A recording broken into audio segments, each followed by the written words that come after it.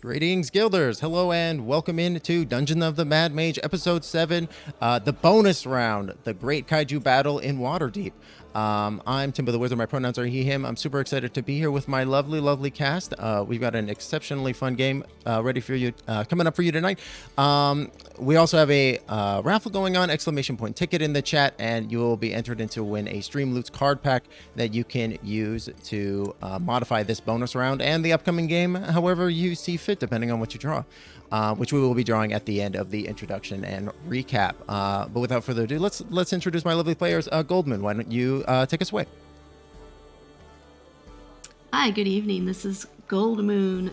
I use she, her pronouns, and I'll be playing Gobloidus, a little goblin rogue who likes to sneak around in the sewers. Gobloidus uses he, him pronouns, and he has a little pet cranium rat named Wrinkle. Amazing. Next, we have our resident shapeshifter, Hex. Hi, I'll be playing Hex Starchild. I am TheSeshCast. I use he, him pronouns. Hex uses he, they pronouns. And I am, after being awakened from his 10,000 year slumber, the king of all the monsters has arisen again. Hex Starchild. And then, like, freeze frame with him doing the Godzilla roar and a laser shooting out of his mouth. Amazing, incredible, yes. And how he will reign? Will it be a fortuitous, a golden age, or a bloody reign? Only time will tell. Next, we have Mish playing Melkiel. Yes, I am MishroomSoup. She, him pronouns. I will be playing Melkiel. He, him pronouns. He is an albino Eladrin elf. I don't know how to talk today. But he is here to make sure that everybody is taken care of, nice and healed. If they are injured by means that are not stupidity, they might be left on their own. Something else. He's this close. My fingers are touching. He's this close. Amazing. And last but certainly not least, we have Henrietta, played by Werewolf. Hello. My name is Wherewolfbf. I use they, them pronouns, and I'm playing Henrietta Alumax, she, her. And I can see my tavern from here. And I point over it.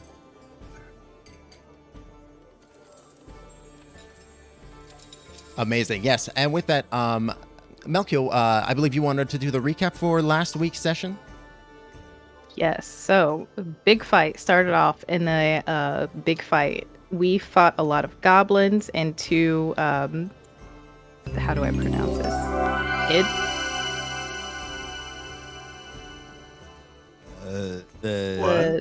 The two-headed creature. The two-headed creature. Ettins, yes. Ettins. No, Yeah. Ettins. I looked, and every time it's spelled differently, so I was confused. Definitely. We fought two big boss guys with their two faces, two heads. Four heads. Four heads, correct. And it was a massacre with the goblins.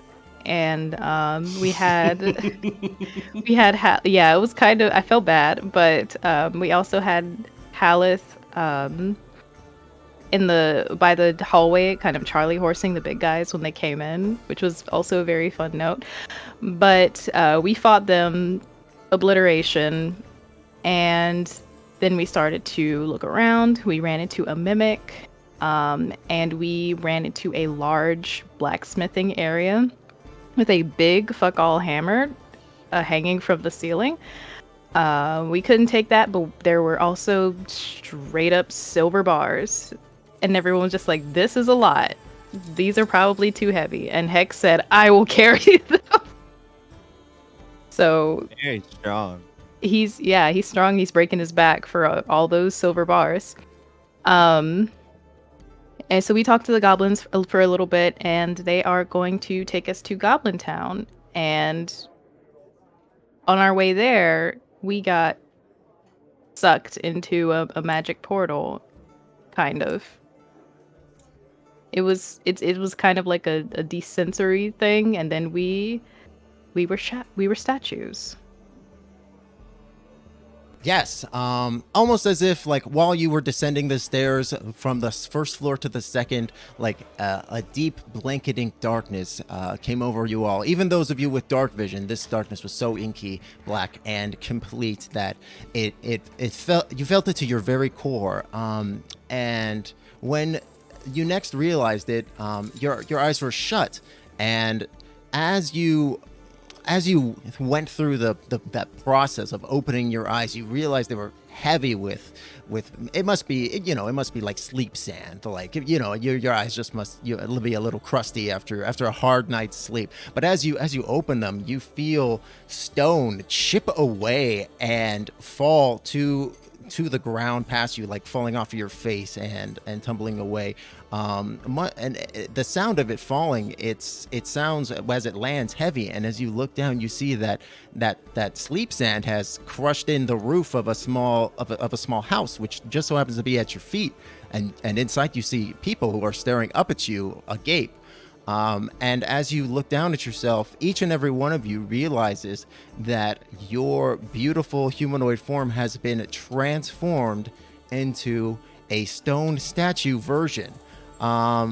Everybody, let's go around. I'd love to hear what everybody's stone statue form of themselves looks like as the Waterdeep Defender. Let's do reverse order this time. Henrietta, why don't you go first? So it's just like a cool badass mech version of us? Yeah, I mean, it could look however you want. It could be a badass mech version. It's like a big statue, yeah. Yeah, definitely. Well, I just mean like it looks like us for the most part, or still looks like. That's what I'm asking. Yeah, it looks like you. Okay, party. So Henrietta is at the Lady Dreaming statue, which is on the west side of town, and just kind of like. Her arms are kind of up on the side of a house, and she is in a sleeping position, gives a big old yawn, and stands up, and she is, in kind of classic Henrietta form, wearing just an incredibly beautiful gown all the way to the floor. Massive piece of stone. And she pulls up and has... her quarterstaff and her sickle and kind of crosses them and hits them together. And this big old boom echoes throughout Waterdeep. Amazing, yeah, and people are in awe as windows shatter from this sound shockwave connecting through them. Amazing, Melkiel. So Melkiel is it's on the eastern side of town, kind of almost northeastern-ish. The Sword Maiden, it stands there defensively with sword in hand. Ironically, the outer armor kind of just like peels away, and it shifts into his form, like the hair just kind of billows out, and they're pale, almost they're flowers, but there's actual like moss and greenery growing on this statue now, and there are tears, pale white tears that are also coming out of the statue's face as it holds up what appears to be a wooden pail that then shifts into it shifts into his magical focus, and it's a small bottle in his hand, and as he cries, kind of just like this bottle fills and it overflows.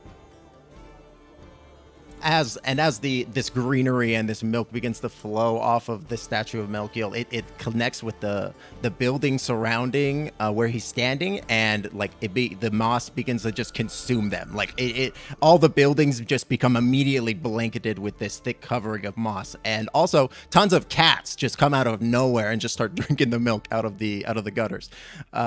Amazing. Hex, what does it look like?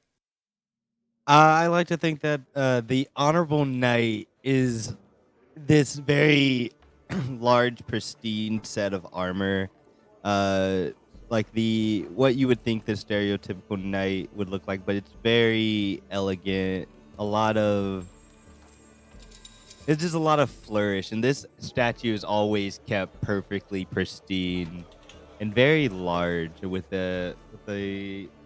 This knight used a crossbow, so there's a little crossbow in its hand, which is the size of a ballista. Amazing, yeah, and like as your statuesque self stands up, like the shine off of your armor like eclipses the sun and like bounces off of you, and almost like a magnifying glass becomes focused, and there's like immediately just a fire like burning in the city as your great gleam is just so magnificent that it just alights a nearby hay roof. And last but certainly not least, Gobloidus.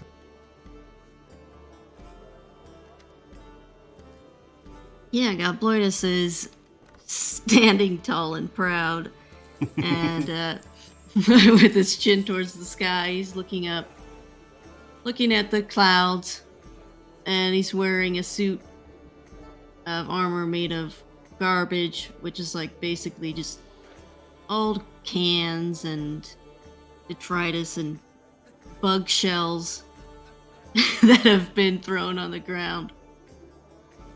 And he's the Hawkman statue, so he has these huge, gorgeous wings because he's always wanted to fly.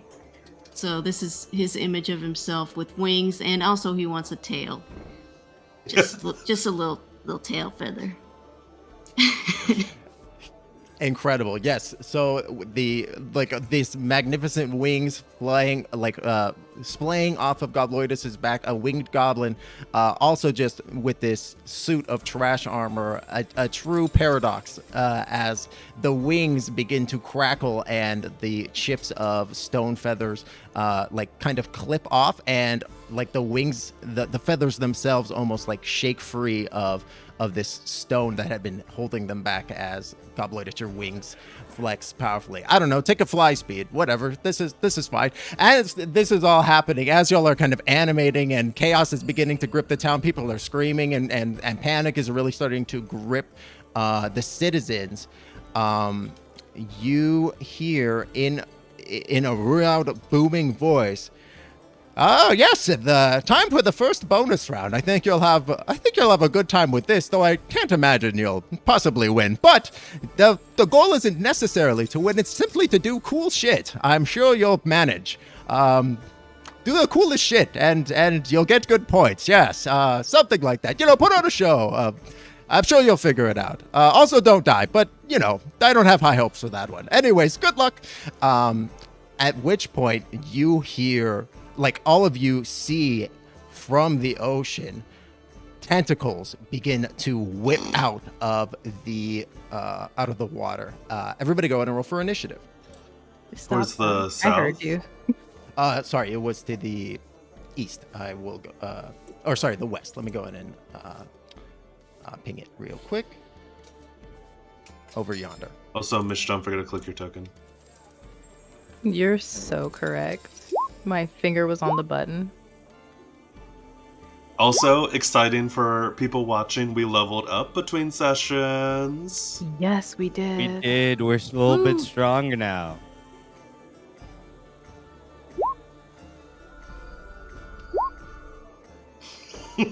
That looks like a 13 on my screen, but okay. Unnamed website.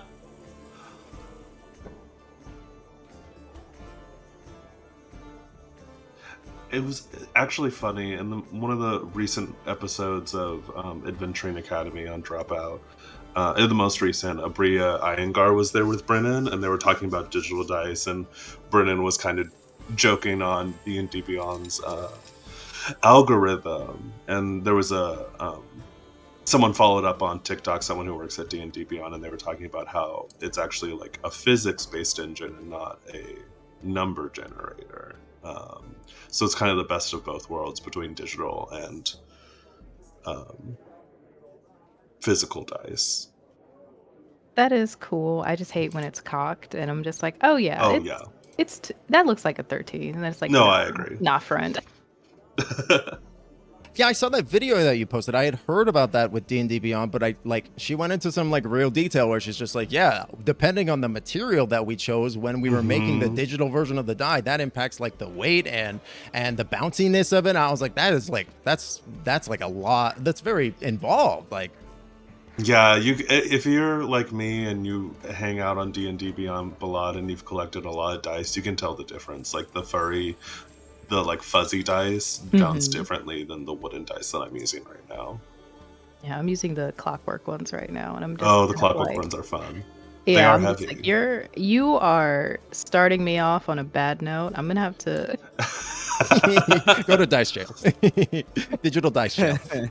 keep playing games. Alrighty, so we are going to go ahead and start with the initiative.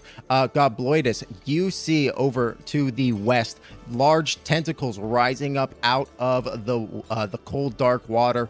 At first, you don't see what they're attached to, but it quickly makes itself known. A large panther-like cat form emerges from the water with these large tentacles on its back.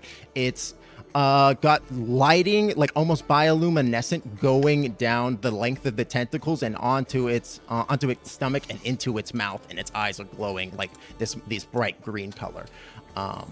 As it moves forward onto the land, and you see it is there's a match going on in the Colosseum right now, and people can see the tentacles, and you can audibly hear screaming coming from that area. What do you do?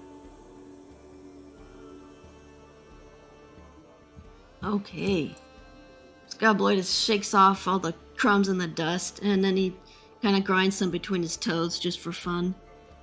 He's gonna take off flying, of course, towards the beast. And he normally moves 30 feet, so I'm not sure how far he can get here. But he's gonna fly towards him. That is a great question. I do have it arranged out to be 5 feet spaces. So, like, I think 30 feet, you can fly about there. Okay. Yeah, we're gonna go ahead and do a dash. So Nice. Get 60 feet up towards the Colosseum.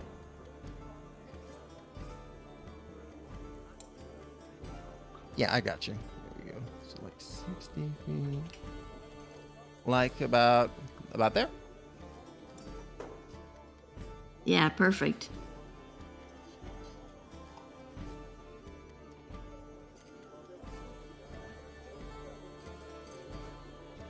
Oh, I'm gonna roll my portents really quick.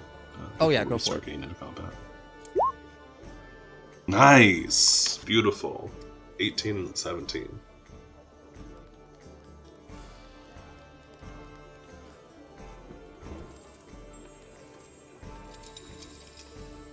So you're about 20 or some odd relative feet away from the creature. So you're not within melee. What would you like to do?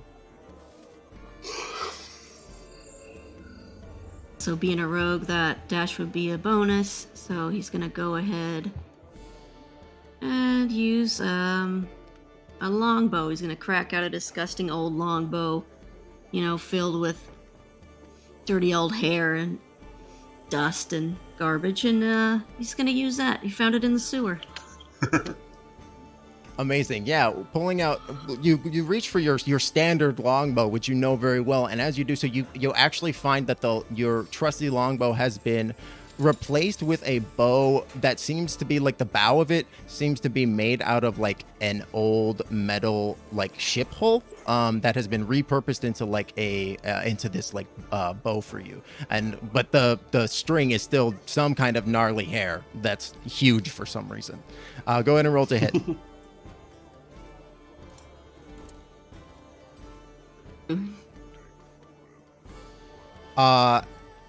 Unfortunately, as this creature shifts out of the water, the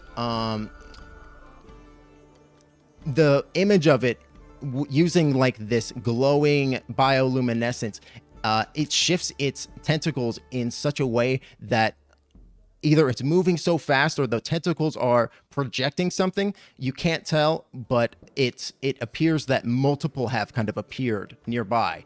And as you roll to hit, You have disadvantage to the attack roll, so the 11 unfortunately is not going to hit. As you pierce, like the arrow, this trash arrow fires through one of the projections. Oh, a shifty one, eh? Oh, I can relate. Also, great tentacles. The creature maybe, like, it's hard to tell, but maybe it blushes a little bit at that. Anything more for Gobloidus? That's all? Okay, great. Henrietta, what is your dex mod? My dex mod is a +3. +3? Okay, so you are going to go before the Displacer Beast. Awesome. I have 40 feet of movement, so I'm going to get right up in this thing's face. And I'm just going to start throwing some attacks into it. So that'll be, with my sickle, going to be a 24 to hit. That will definitely hit. Go in and roll. Oh, actually, it's a disadvantage. Okay. Ooh, 12 to hit. 12 again. It has created multiple of these projections. You saw Gobloidus target one go. It went through it, no problem, kind of dissipating that projection. However, you went for another one. Again, another projection. Your sickle slashes right through it. Okay, well, I'm going to do my unarmed strikes. All these will be at disadvantage. Flurry blows. Yeah, another 12. Okay, let's go. Come on, I believe in you. Oh, man, all 3 of those whiffed. Okay. And I'm just here. I settle down next to this dude. Yeah, it's almost as if as you're dissipating the projections, it's generating more of them and just causing more to be created for each one that you're dispelling. Got it. Okay, that is going to make it the Displacer Beast's turn. The Displacer Beast is going to shift to between the two of you, where it's 10 feet away from both of you, and it's got 10 feet reach with its tentacles, so it's going to make one attack at each of you.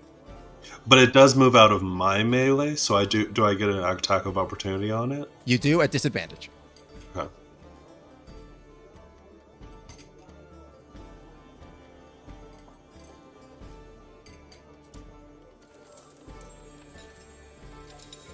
Ugh, another 12. Okay. Yeah, it's a shifty thing as these projections are like you feel you have this one, and then it just poof, the projection gets banished. 2 tentacle attacks. The first at Gobloidus, 8 to hit. The second at Henrietta, 14 to hit. 14? Yeah, 14 to hit. Does not hit. Does not hit. The tentacles just like try to come in and grapple you, but you're both able to shake them off, no problem.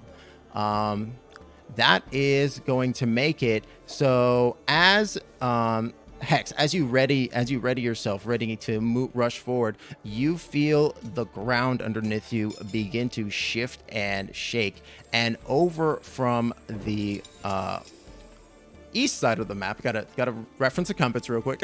Over on the east side of the map, rising out of the city of the dead, you see this horrible monstrosity. It is OMG.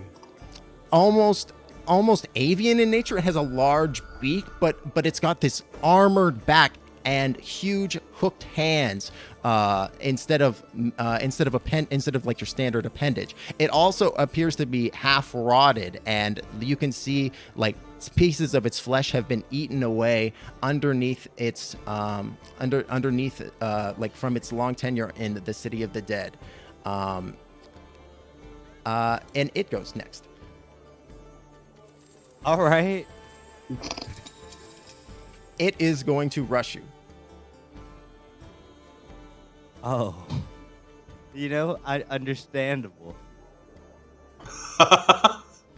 And it roars with rage as it dashes towards you. It uses its action in order to dash, but you see it coming down with both hooked hands on its next available action. But that does make it your turn. What do you do? I think it's time for me to get big. And I'm going to cast Enlarge, Reduce on myself, but to enlarge. Incredible.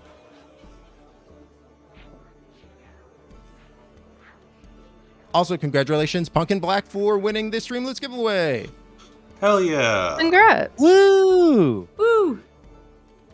I will be getting that pack to you very shortly. And don't forget, everybody, !Streamloots in order to be able to get to the Streamloots website, where you can buy cards to support the cast as well as play them to affect the game. Streamloots cards are live right now, so you can start to cause some chaos.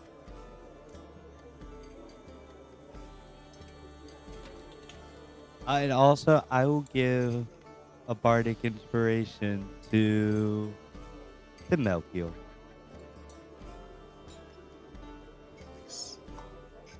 Yeah. Awesome. All right, and that is going to make it Melkiel's turn.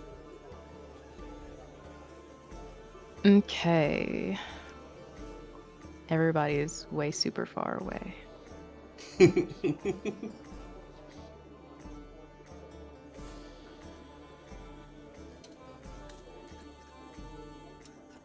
Mel is also very conscious that they are in an actual city, and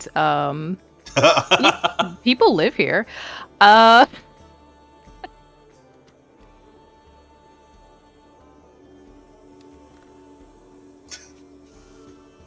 Are you asking to impose difficult terrain on yourself? No, but I mean, like,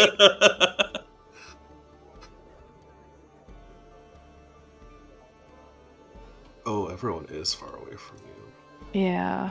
That's So at do least we take 100 real feet. big steps? I'm just asking. Yes, it's in like a 5-foot gradient. It's 5-foot relative feet, right? Okay.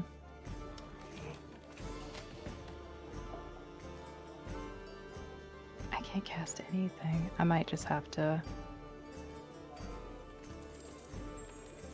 Yeah, everyone's at It's- least 100 feet away from you. Is it daytime? It's daytime, right? It is daytime. Okay, well I can't use that. Okay. Were you gonna do Moonbeam? No, I was going to do Steps of Night. That way I can Oh. use some.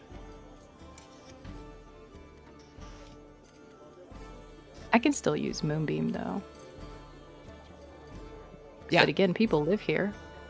Also true. Still. Well- this one is in the water. Yeah. And it's in range. So, okay. So Mel is just going to go ahead and cast a huge moonbeam on the Displacer Beast. You got it. Yeah. What does it look like as you cast this moonbeam onto the tentacled beast? Okay, so the sun is still out. So where the energy actually comes from, the bottle in his hand starts to kind of bubble and foam up, and a huge stream just shoots up into the sky and then just blasts down onto Wow. this creature. Beautiful. Yeah. Almost as if a second sun has manifested in the sky. This laser is just coming down straight onto the Displacer Beast, and like, it's normally terrifying and huge when y'all are normal sized. This thing is like an orbital laser cannon just coming down. Like, it is like 300 feet wide, like tearing up the side of the coastline, and the water where it is landing into is just immediately beginning to rip and roil and boil away as this energy is imparting into the water. Go ahead and roll that damage. I'll make the con save. Okay. The con save is going to be 14 if it makes it, and I'll just do it at second level. We'll just see what we're working with here. That is 16 radiant damage.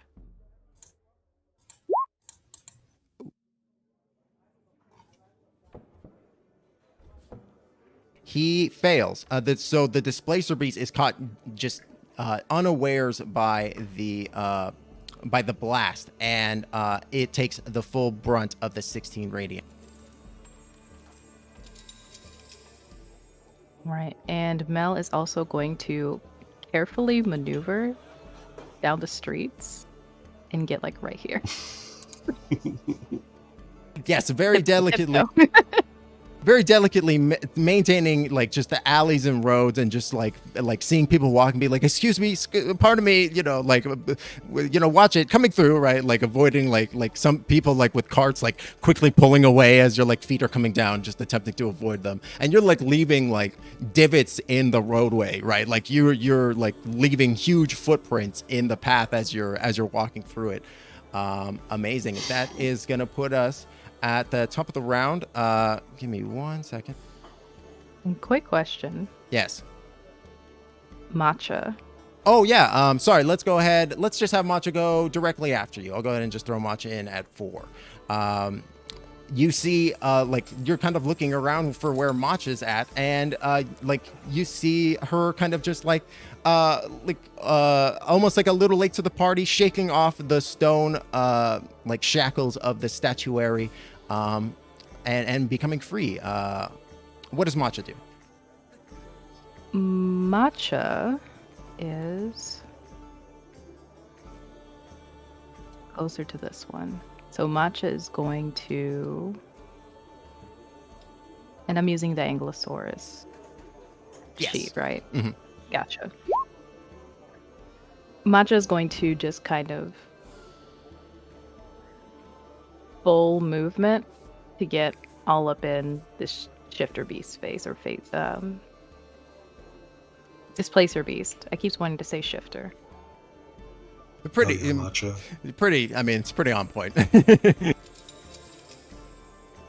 Yes. Her face when she fucking gets you. Here she comes.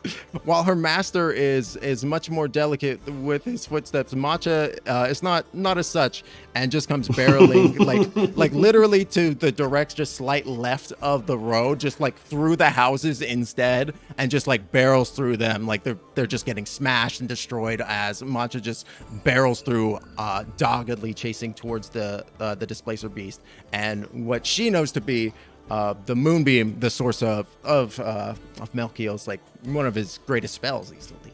Amazing. So that is going to put us at the top of the round. Real quick. Let me just roll something.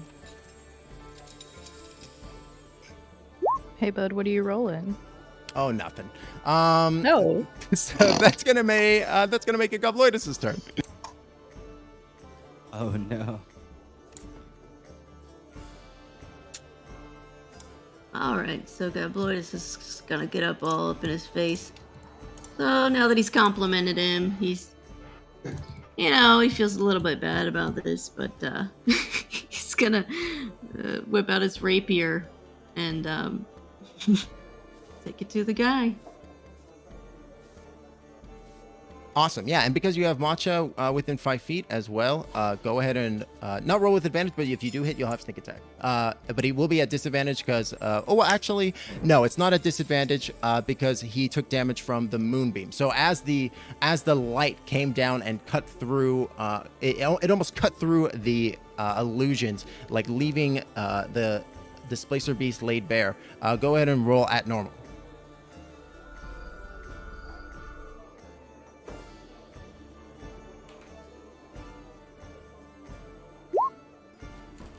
A 17 will hit. Go ahead and roll damage.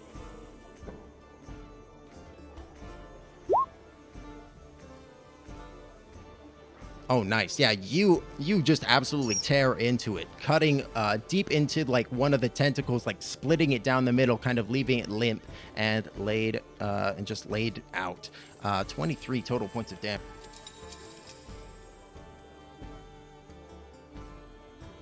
Very nice. Anything more for you, Gobloidus? Yeah, he's gonna go ahead and disengage as a roguish bonus. And just, tell the beast, stay in the ocean. We can't have you on the wrecking the Colosseum. They make a lot of trash in that Coliseum. You know that? A lot of guests, a lot of trash. You get me? Amazing. Yes. Purely self-interested. Just wanting to protect that good tourist trash. Incredible. Alrighty. That is going to make it, Henrietta, you're moving forward with like the attempt, like seeing the displacer base. You feel like you can definitely land a hit on it now, but as you're doing so, you hear to your horror a loud roar come from the south, and all of you turn simultaneously to see another beast arrive on the scene.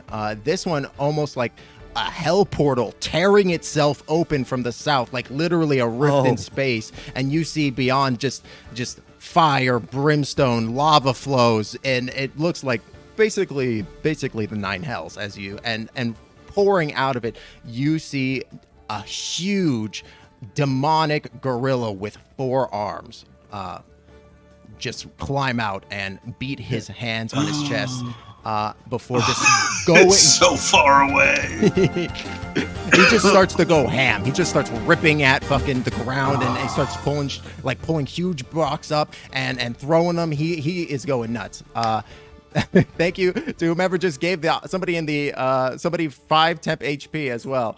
Let me go ahead and roll a d4 to see who gets it. Oh, there's so many things. Do I have mobile? Melkiel, you get 5 temp HP as you feel your stone flesh begin to harden and like almost as if the milk that's been running down your face has calcified it a little bit more. And you hear, everybody hears in their heads, ooh, a little bit of buff from the audience. It seems like they like you. And the beast is going to just roar and like almost like Donkey Kong run towards you again, just straight at you, Hex. Oh, to Hex as well. Okay. Yep. Understandable. The biggest boy. Thank you, Mish, for playing. Give Hex advantage on the next die roll as well. That's probably going to be very relevant. Okay. I saw it in the future. I was like, you'll need it. Latte, run. Don't look at Papa. Henrietta, that is going to make it your turn. Okay, so Hex is in a very bad place right now. I'm going to use a key point to Step of the Wind. And I can get right up. Actually, how far could I go? Get there, but I know it's close. Oh, cool. I have just enough to get to the flanking on this guy. So, Henrietta just fucking deer jumps side to side to side and gets over here. Up in this guy's face. And that is my action bonus action. So that'll be my turn. Awesome. Yeah, you just see like the inner glow of Henrietta's circuitry just brighten as she activates just like high performance mode and like incredibly quickly darting across the city. She makes it to be within a flanking position with Hex. Very nice. That is going to make it the Displacer Beast's turn. The Displacer Beast is going to shift and move into the city and chase after you, Gobloidus.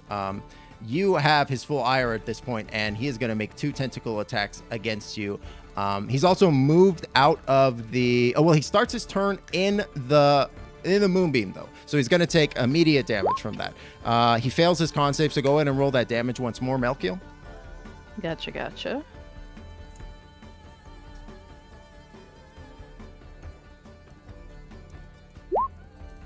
Nine. Yeah, and again, it just burns off the... He looks like almost as if he was able to manifest those illusions once more, but the Moonbeam just immediately tears them off of him, and he roars with impotence as he moves towards you, Gobloidus, and attempts to whack you with both of his large glowing tentacles. 14 to hit and 9 to hit. You missed. Very nice. Yeah, just watching the tentacles as they're floating above, you're able to easily like parry and riposte the tentacles back. Awesome. That is going to make it the hook horror's turn. Quick The hook, question. yeah. Did it leave Matcha's attack range? I believe it is still next to Matcha. Okay, Yes. gotcha. It's just gotcha. It looks funny. It for sure looks funny.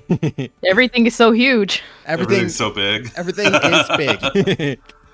Yeah, so that is going to make it the hook horror's turn. The hook horror is going to shift 5 feet, and it is going to attack with advantage as it is also flanking. Oh, yay. It makes 2 hook attacks with its hooked hands, a 22 and 18 to hit. They both hit. You take 6 from the first hook, but it's almost as if that first attack was kind of setting you up for the second, and you take 16 from the follow-up. All right, cool. All right. I'm still big. Just slamming into you, just manage to maintain concentration on your hugeness as like both of these hooks bury into your stony chest, ripping at it. That's the hook horror's turn, and Hex, you're about to come back at the hook horror when suddenly, who would have guessed it, over from the north side you see you see almost like a burrowing sensation, kind of like you can feel it in the ground at first before you see it, but then almost as if like you can see the earth being churned up, as if like it's being plowed from the underside. As from the north, a large creature comes south and bursts out of the earth, and you see how do you describe a belay? Like they're basically huge digging armadillo things. Like it's they're like a large mole. Like what is this but they're thing even? armored. Like It's like the worm from Dune. Yeah, basically. It's like the skink version of the Dune worm. Basically. About that. In the distance, you just hear, oh! All right, amazing. So it is going to dig down, and it like leaps out of the earth and digs back into the city, and as it is digging like through, it is just churning the earth up and destroying blocks and blocks of terrain. And Melkiel, you can see it's digging straight towards you. But that's what it does with its turn. Hex, you're giant. You're surrounded by big monsters. What do you do? Okay, I have 2 questions. First question is, we still have all of our magic things, correct? Yeah. Okay. Second question. What is this thing gonna do now that it's on the Snail Street sinkhole?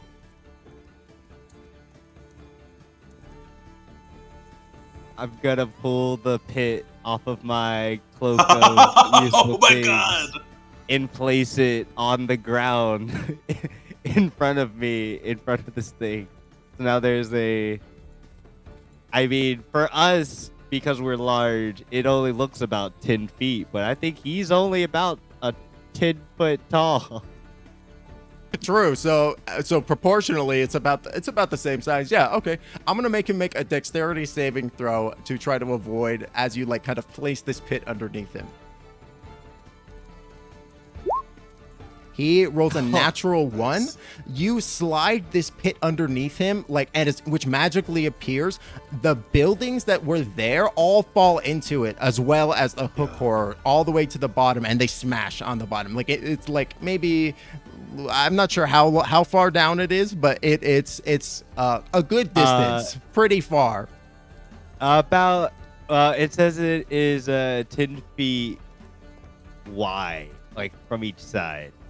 It doesn't say how deep, but it is a pit.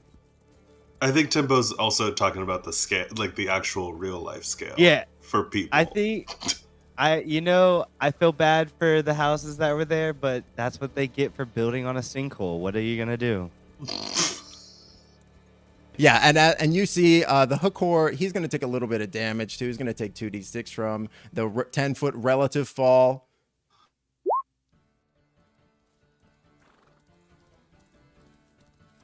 As you hear his feet crunch down, either his like tendons in his feet snapping or the buildings underneath him being crushed under his large exterior as he falls. Anything more? Yeah. Oh, I gotta get out of here. Don't leave yet. Don't do it. Oh, okay. I want to You beat the know shit what? out of this man really well. I guess now that the thing's just in a pit, I'll just be here. Yeah, I'll just be here. I'll give a bardic to my monk wizard friend. Hell yeah. Here you go, Henrietta.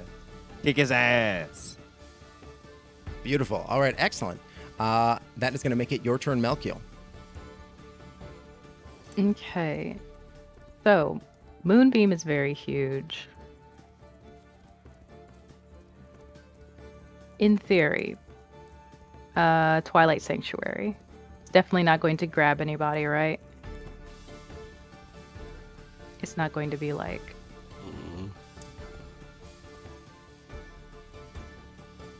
What is Twilight Sanctuary? It's like a 30-foot radius. It's filled with dim light, and it can give people temporary hit points, or at the end of my turn. So I would for sure be the only one in it unless I get to somebody, I think. Oh yes. If it's a 30-foot radius, I can give you a 30-foot area of effect circle.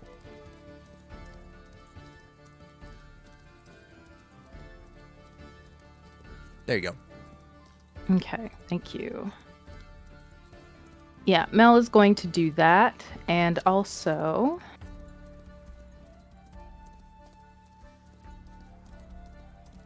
use his full movement. He's gonna sprint over here to help Gobloidus. And hopefully give a flank. Are you able to move your moonbeam? Did we establish, was that a bonus action? No, I used think- it when I dashed. I used my... Oh yeah, dashing would have been your action. Yeah, and I think moving yeah. Moonbeam is a full action as well. Action. Yeah. Okay. So yeah, it's just churning the sea right now, but next time I'm gonna get you. Amazing. And that is going to make it Matcha's turn. So Matcha is going to move the moon. I'm just kidding. Matcha is going to also get up here behind this creature and whip it real good with her tail. Awesome. Yeah, go on and roll to hit. Okay, that is a Whip it real good. +7. I don't know A math. 16 will hit. 20. Go on and roll Okay, damage. gotcha.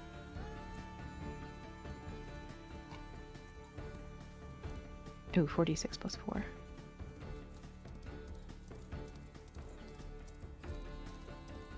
$18 bludgeoning. And it has to succeed on a DC strength saving throw or be knocked prone.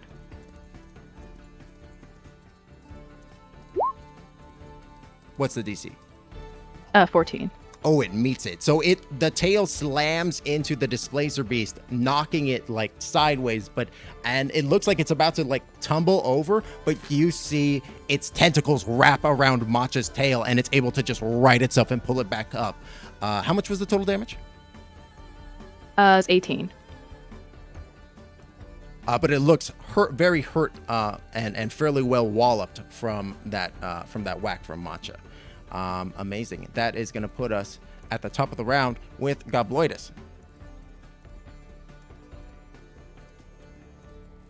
Okay, Bloidus is going to flap his beautiful wings and fly over the black cat tentacle beast, and he wants to drop some He wants to drop like a dagger on his head. First, he's just gonna like coat it in whatever trash is in his pocket. Amazing. Yeah. So Gobloidus, you flap up, coating the drawing the dagger and coating it in your trash poison. Go ahead and roll to hit with the dagger as you drop it onto him. 17 will hit. Go ahead and roll damage and add extra 2d6 for trash poison.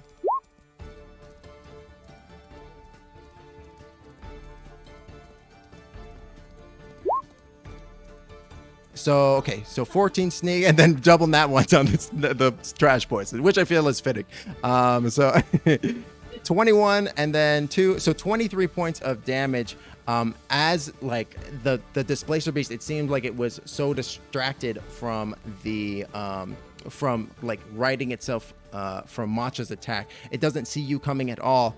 And as the dagger drops onto it, the dagger almost enlarges in size and slams into the displacer beast, slaying it as it lays as it pins it to the ground, and it lays still, no longer moving. Ow. My trash juice! It worked!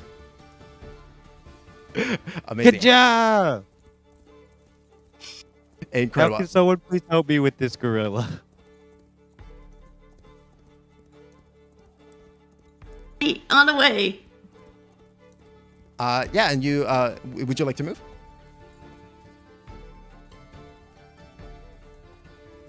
Yeah, so he's gonna move 30 feet south.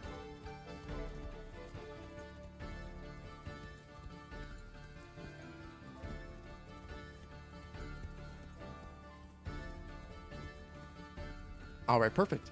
That is gonna make it the Jarellin's turn. The Jarellin, seeing that that it's kind of surrounded on all sides, it is going to make it's going to start by trying to bite at you, Hex, the bigger of the target, with advantage. Oh, all right. Wait, even if the thing's in the pit? Oh, I'm sorry. Yeah, you're right. At normal. My apologies. Okay. Oh my god, thank god. Thank God. Yes, it was a natural 20 and a 16. So does a 16 hit? Yeah, 16 still hits. I got a 14 AC. So you take 7 points of damage as the Jarellin bites into you. And then its fists are going to just start going wild and start reaching out as it makes 4 attacks. 2 against you, Hex, and 2 against Henrietta. It has 5 right. attacks? It does. Holy shit. Hex, I'm so sorry. Oh, I would have had advantage, right? So that's a still 17. 17, yes. So you maintain advantage on, or you maintain your size as the Jarellin's fist slams into you, and then 2 against Henrietta. 16 to hit. 16 to hit, you say? Shield. Shield. So it does not. Neither of those will hit. Awesome. Yeah. You pull up you pull your shield up, which creates this like a magical barrier as its fists just slam into it repeatedly, negating all the damage. And you hear it roar an inhuman, like almost not even bestial, like just demonic scream and of rage, which makes it your turn. Okay. I'm gonna do my attacks. So I'm gonna do a flurry of blows again. Okay.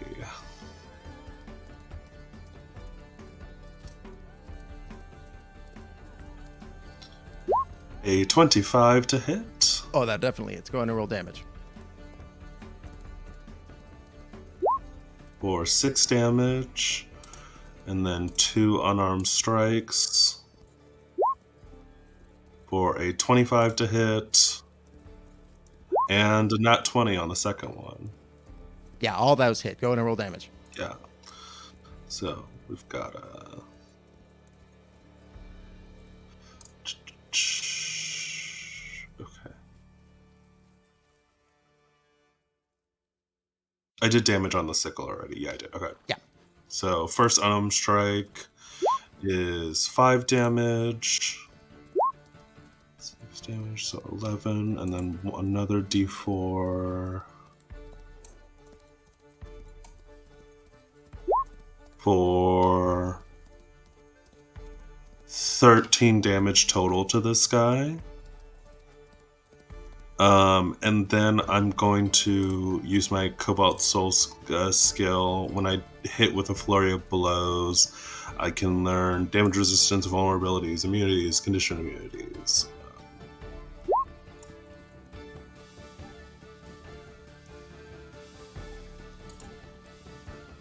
Yeah, you do not find it has any condition immunities, vulnerabilities, weaknesses, or resistances of that nature. Cool. All right, that is gonna be my turn. All right, great. That is going to make it the Hook Horror's turn. Hex, you're so distracted by the Durelin that it takes you a moment to realize what you're hearing as you hear tick, tick, tick, tick, and you look down over the pit and you see, to your horror, the Hook Horror begin to climb up the side of the pit. It has a climb speed of 30 feet, so it's able to climb up that pit with very little issue and make it to the top with its regular movement. At which point it's going to attack you. I'm about to go down. No. Let me just make the sinkhole real quick. He's going to make 2 hook attacks. 11 to hit and 14 to hit. So the second one hits. Silvery barbs. Silvery barbs. Nice. All right, he'll make that attack again. 11. Nice. Snatching victory from the jaws of defeat, you just managed to duck under the Hook Horror's blow, feeling like you potentially maybe just saved your life. That is going to make it the belay's turn.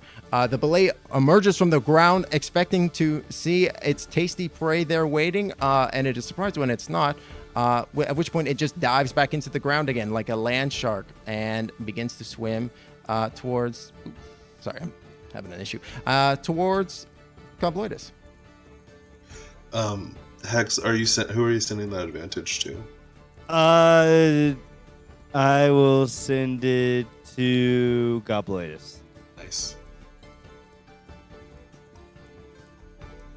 And it has a dig speed of 40 feet, so it's going to be able to make it up to you. And at which point it will leap out of the ground. And it will do a deadly leap at you. If the belay jumps at least 15 feet as part of its movement, it can use this action to land on its feet in a space that contains one or more other creatures. Each of those creatures must succeed on a DC 16 strength or dexterity saving throw, the target's choice. So make a strength DC 16 strength or dex save, Gobloidus. With 17 advantage. or 10. If you want. Oh, okay. So you can use that advantage later. Oh, so you're giving Gobloidus a 17, Henrietta? Yeah. Okay, cool. What does that look like? I think this is the first time that we're seeing that. Yeah, definitely. Things are going bad very quickly, and I see this thing jump up, and I knock my 2 weapons together, and a bolt of just blue light goes and shoots over at. I think eyes glow, and the blue light gets channeled through my weapons over to Gobloidus. Awesome. Yeah, and Gobloidus, your vision flashes blue, and you see the world slow down, and you see almost infinity stretch out before you as time is slowed to a standstill, and you see multiple different paths that reality can take. You can see yourself getting hit in this moment. You can see yourself stepping to the left and avoiding it, and you get the sense that Henrietta's magic has gifted you with this sight, and you decide to take that vision that you see, and you step to the left, easily avoiding the majority of the belay's smash on you. On a successful save, the creature takes only half damage, and is pushed 5 feet out of the belay space into an unoccupied space. So it just shoves you to the side, and you take half of 3d6 plus 4. Nice. So you only take 4 points of damage as the belay lands on you. Ah, you're heavy. What? It's not that bad. Amazing. That is the belay's turn. Hex, it is your turn. Okay. Henrietta, you're good here. You don't need me here Yup. anymore, right? Yep, get out of here. Okay. I'm going to Misty Step away from here.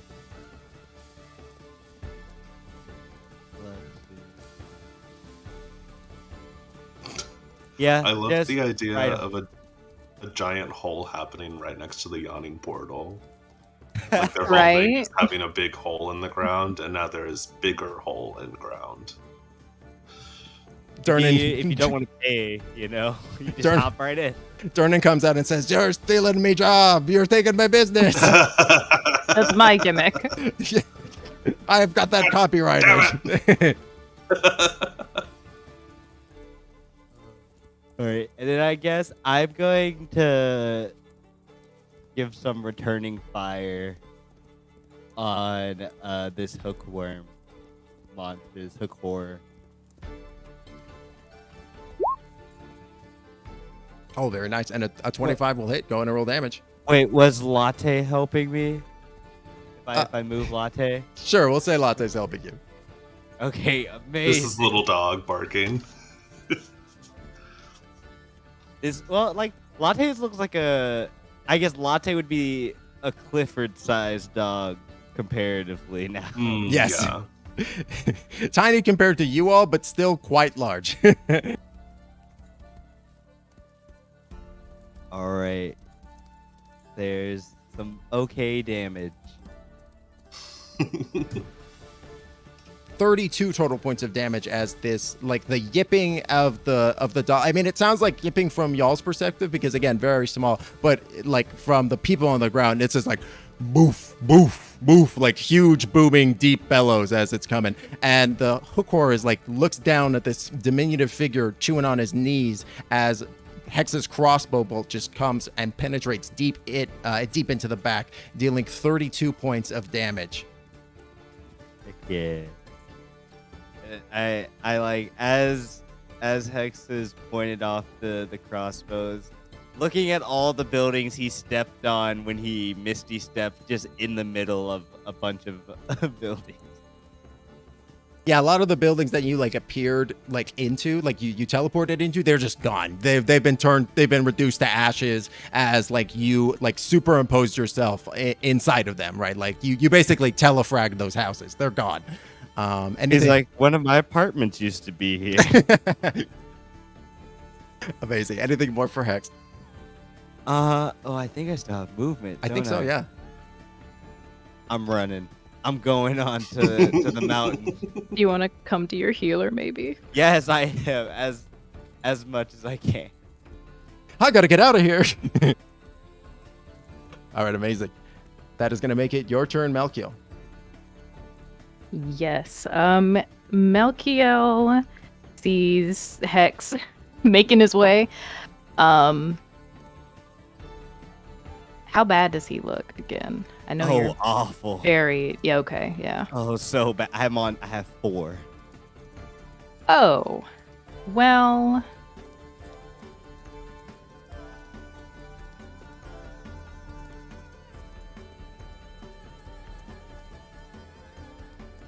let me try to figure this out. Hang on.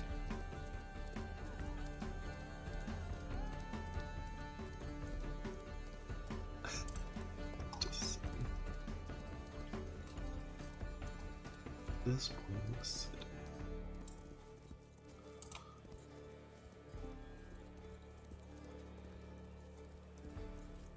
Oh, cool.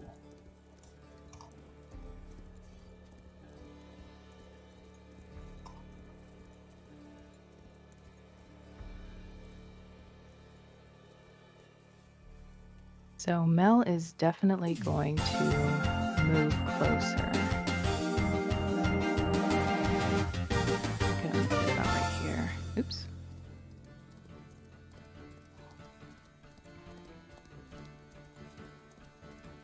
Let me know. Yeah, go ahead and let me know where you're going to move to, Melkiel. Thank you also, Goldmoon, for playing a card, Wild Magic Surge, for some random person. Hell yeah. Henrietta, you experience a Wild Magic Surge. Go ahead and roll a D100. 77. Angel numbers. Ew. Yo.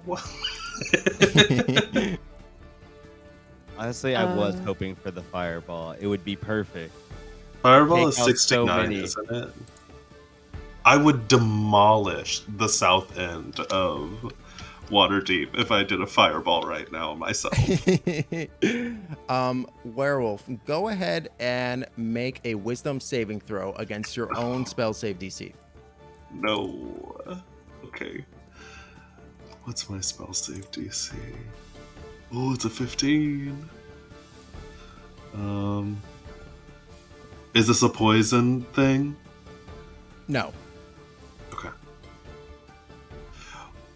Can I use my portent? Yeah, you can use your portent on Okay. this. I'll use the other one then.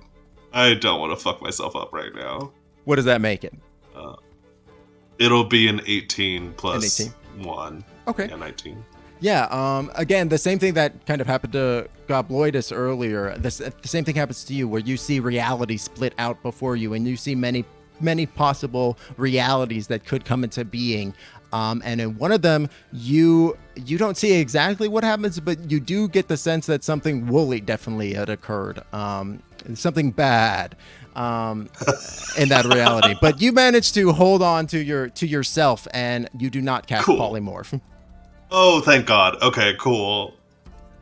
That would have been so bad, because I'm sure it would have been something nonsense, like, you're a cow. Mel is just like, now wait, hang on. Oh, wait a I can second. use this. So We much have mel. cows. Anyways, do continue, Melkiel. I'm gonna go ahead. Mel is going to do a prayer of healing. So that'll hopefully get you a good number. We're hoping. We're praying. We're literally praying right now. Come on, dice. Don't be rude. 22 point. Nice. Oh, that's actually amazing. My most effective heal as of yet. I'm back, baby. Put it on the record sheet. Most effective healing yet. 22 healings. Pretty. 22 healing. That's pretty Put it high. on the board. Pretty nice, yeah. What does it look like? Third level. That's 3d10, right? Or no, 3d8 plus 3. That's a fucking tasty roll. Yeah, it was very good. So some of the moss that's kind of growing and following Mel just plunges and follows down the earth along the plains on the western side. It reaches Hex's statue, and the moss just kind of crawls up him and then starts to patch and fill in the holes in the stone. Oh, I love Love it. that. That's sick. Yeah, that's great. And the once pristine statue that had been Hex is now modeled with moss as it repairs him. I love it. And that makes it Matcha's turn. Matcha? Yeah, she's so destructive. Literally a wrecking ball.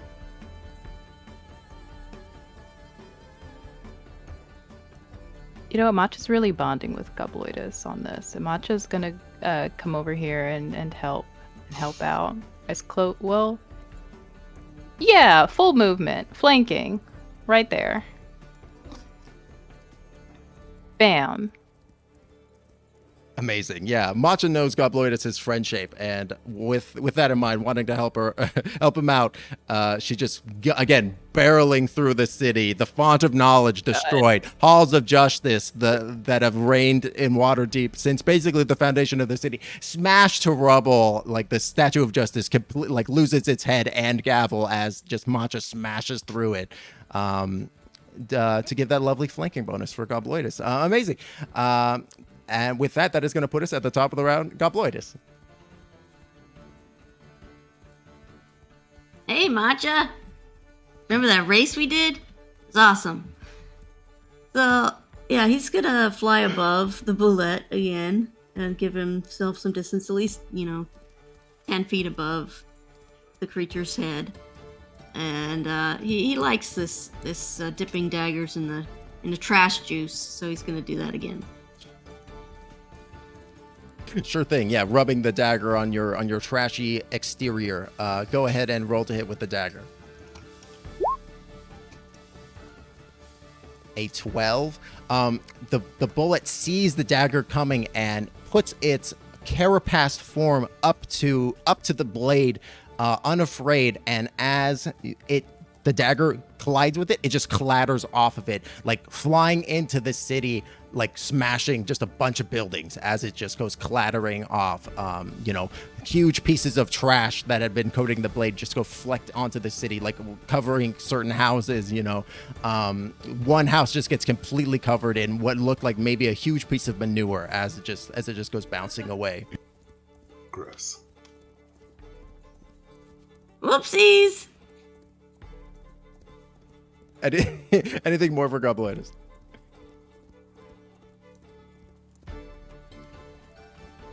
No, he's gonna slink away. He's still flying. He's just gonna fly up, right? A little bit, a few paces away. Okay, gotcha. All right, that is gonna make it the Durallen's turn. The Durallen is gonna turn its full force on you, Henrietta. It is going to start with the bite. 15 to hit. Shield. Okay, what does that make your AC? My AC is a 20 now. 20 now. Okay.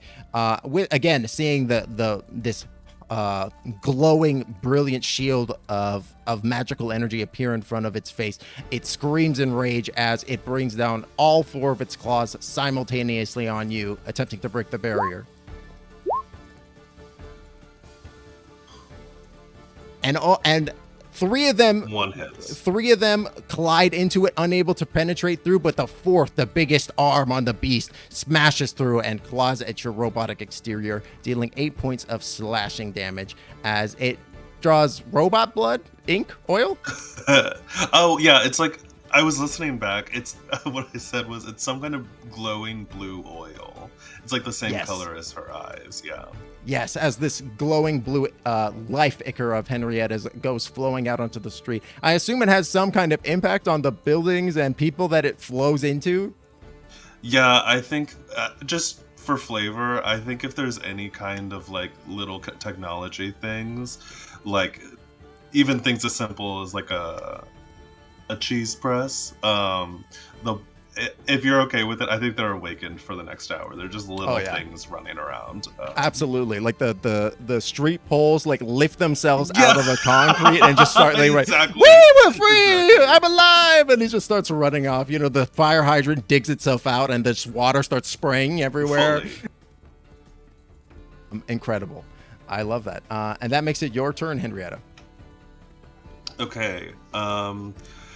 Wow, standing in front of this thing is bad. All right. I'm going to...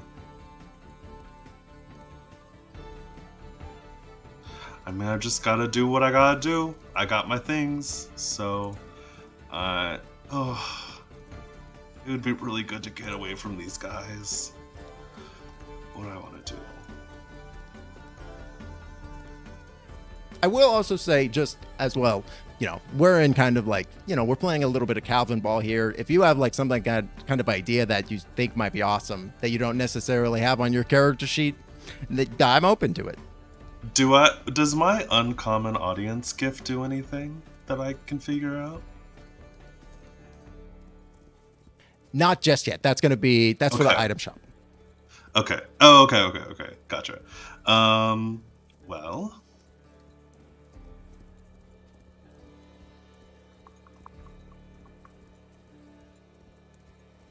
I show him my crying sad clown painting. No, I'm just kidding.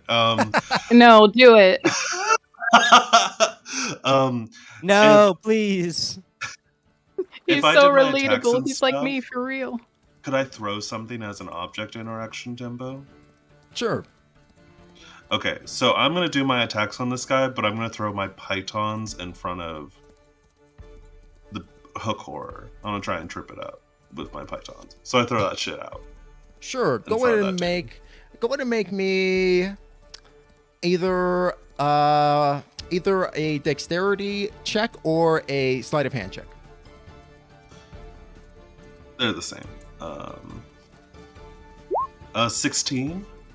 16. Nice. Yeah. You land, like, you can see the hook horror is kind of bow-legged, and as a result, it kind of makes it a little tricky to see where it's going to put its feet next. But you feel like you get a pretty good idea, and you sling out the seemingly huge pittons into the streets, and they dig in fairly deep, and you feel like it's probably going to trip over them as you start to unload your attacks. I will take some attacks, but I'm gonna run away. And then I will do a firebolt on Girolon. All right. Okay, great. As you run away, it goes to bite you once more. But only an 18. Again, its teeth clatter into your magic shield, unable to penetrate through. Go ahead and roll that fire. Do I still have my shield? No, because I did it before the start of this turn. Oh, you're right. So then you would take 8 points of piercing damage from the Drellon's teeth as it bites Fuck, into that you. hurt. Okay. So I do that, and I'm gonna try and hit it with a firebolt. A 24 to hit, That definitely hits. Go and roll damage. or 16 damage. And then I'm going to take a key point to patient defense out here. So I have the dodge action as a bonus action. Very nice. So that means you have like you have advantage to the dexterity checks and disadvantage to be hit. I think it's just the disadvantage to be hit. Gotcha. Okay, The great. dodge action. All right, great. That is That'll going to be make my it turn. the hook horse turn. It is going to. Oh no, you were right about the dexterity saving throw. Thank you. Cool. Oh yeah, of course. So it is going to push towards you, Henrietta. Again, doing Does the it same. trip?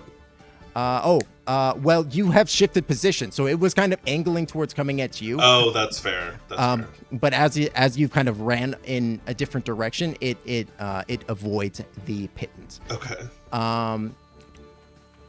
It is, and much like it had attacked Hex earlier, it rushes at you with its hooks raised high to slam down on you. The first hit 21, second hit It's 16. actually an 11. It's at disadvantage because of dodge. Oh, of course. Yes. So 11 is the first one. 16 is the second. 16 does hit. Of course. So 13 points of piercing as, again, the first attack goes wide, but you're so focused on that one that the second just comes in and just pulls like a huge chunk of that dress that you were wearing. It just slatters it and cuts it to the ground. And again, the blue Icarus blood pouring out onto the street lamps, which all become alive, and the fire hydrants, they all just like lift up the carts and the carriages. Even something as simple as a wheel, it spins away of its own accord. Yeah, exactly. And that is the hook horror's turn. That is going to make it the belay's turn. The belay is going to dig into the ground, going under the ground, at which point it is going to dig almost like a U shape in the ground. It is going to dig up to the north, about 10 feet, at which point it is going to turn back around and go to the south about 25 feet, at which point it is going to leap up out of the ground and into the air and attempt to get you, Gobloidus. It's going to try to attack you in midair. As it has huge leaps. Belay's the belay long jump is up to 30 feet, and its high jump is up to 15 feet with or without a running start. So it can jump real good already. Oh my. 20 to hit you, Gobloidus. Ah! Yes, that will hit. He has a move, uncanny dodge. Nice. So you're gonna take half against this. Yeah, you can see it coming, and you try to dip to get out of the way, but like almost like the exhibit at SeaWorld as the whale is jumping up out of the water, or maybe even like Free Willy, right? Its mouth closes on the lower half of your body, Gobloidus, and it pulls you back to earth, dealing 44 points of piercing damage, half to 22. That would have been a very crazy ending of Free Willy if that's what happened. We've all seen it. We've all seen that movie. 44. Oh my god. We gotta get this guy out of here. Oh god. Oh, that's so many. How you doing, Gobloidus?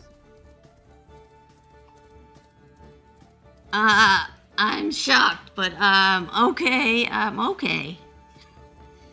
Yeah, its mouth comes down on you hard, and you can feel the stone crack underneath its exterior, under its hard crushing jaws, and it like plays with you like a dog toy, like and then it flicks you like a dog toy, and you kind of go flying to a 5-foot adjacent square next to it, and which makes it Hex's turn.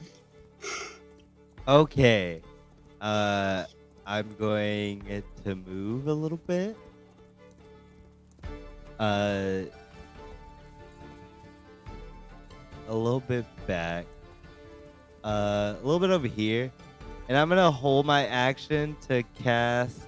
I'm gonna do something really cool. I'm gonna cast pyrotechnics when the gorilla gets within 10 feet of like here.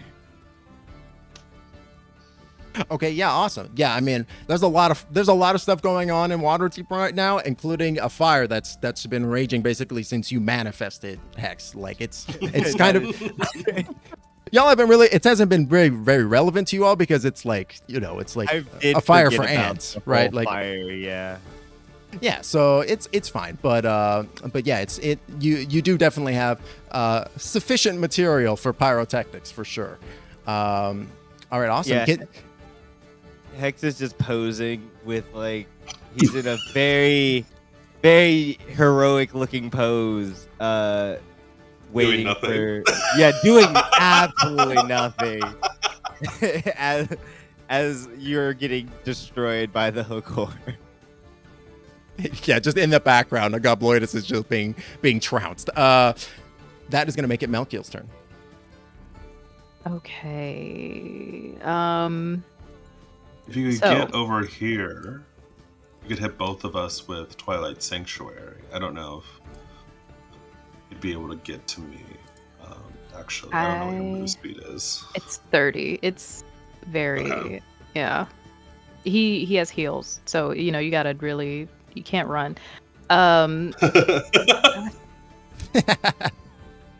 Actually, if I get here, no, you're just outside of it. Gross. Yep. Okay. You really need healing real bad.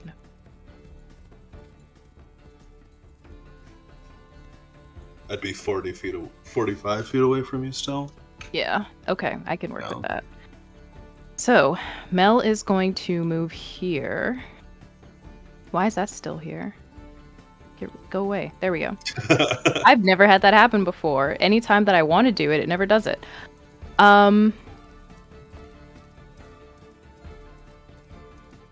Okay, quick question. Cool shit. Would it...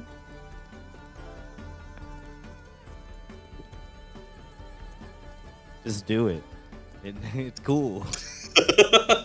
It's cool, but Henrietta is also in a very bad spot.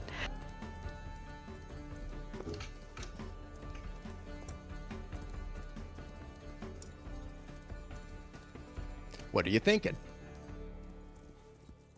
Originally, Mel was going to kind of like shoot the moonbeam into one of the burrow holes so it gets it from underneath, like a Tom and Okay. Jerry type situation.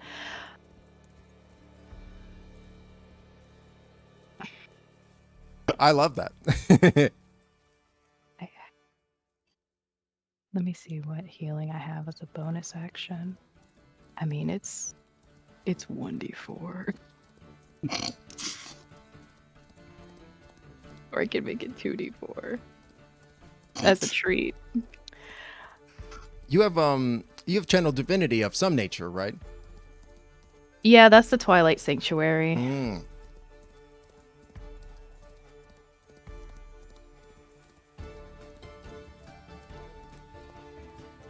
Can Mel shift the moonbeam as an action to like shoot through one of the holes and then bonus Benas action heal Henrietta?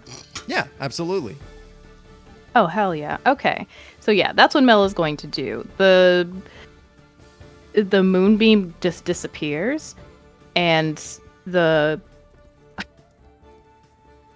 flood of dairy in the streets just starts to pour down different passageways, and it's going to all go into one of the burrow holes and then shoot up from underneath on yon fucker. Amazing. Yeah, he is just caught completely in it, like coming out of that burrowing hole. He's gonna make that con save. A con save. He succeeds, but he's still gonna take half. Okay, that's fine.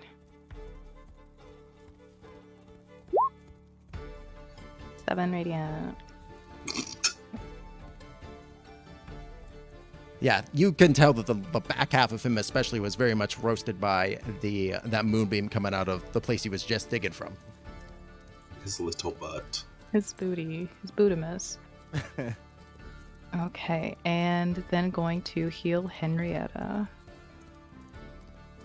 2d4 plus 2.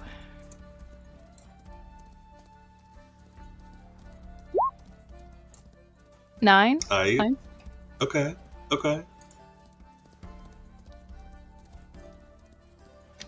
And who is in my bubble? Gobloidus is here. Gobloidus, you are going to get some temp HP, my friend. Ooh. 7 temp HP. Thanks. How close does one need to be? You just have to be in the big glowing thing. And oh, I'm sorry, I did that wrong. You have to end your turn there. It's not at the end of my turn. Sorry. Oh, okay, gotcha. Oh, they might not be able to see the glowing aura. Hex, you're in the field as well. So when you end your turn, you will get the temp HP. Yeah, Okay. It's 30 feet all around. Oh, perfect. I will try to remember to call that out. All right, awesome. That is Melkiel's turn. Matcha. Hey, Mach. More destruction ensues. A large prehistoric creature runs through the streets, and she's going to do a tail whip. Proud of her. I love her. She's so good. Oh, Never sorry. mind, it's a nat 1. She hits the street. Buildings. The everything. She hits literally everything else. Yeah, she just I think maybe her momentum carries her a little bit further, and like she ends up just like totally whiffing the shot. All right, amazing. That is going to put us at the. I'm not sure what I've done here. I think I've messed that up somehow. Sorry. It's going to put us at the top of the round, but we are going to go ahead and take our quick little 10-minute break as we're about the midpoint of the show, and then we're going to finish up the bonus round after. So stick around. We're going to have another raffle that we're going to do. Exclamation point ticket in the chat for that. Let me go ahead and just get that going already, and then we're going to go ahead and we'll finish the combat up. So yeah, stick around. We will be right back.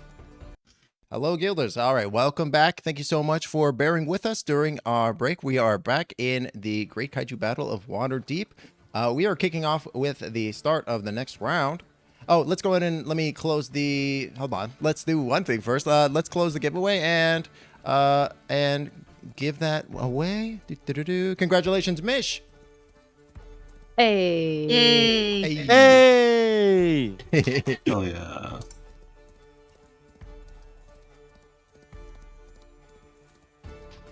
Time to Poggers, cause all right. problems and/or help. There you are. Enjoy. All right, so that is going to kick us off with the start of the round. Gobloidus.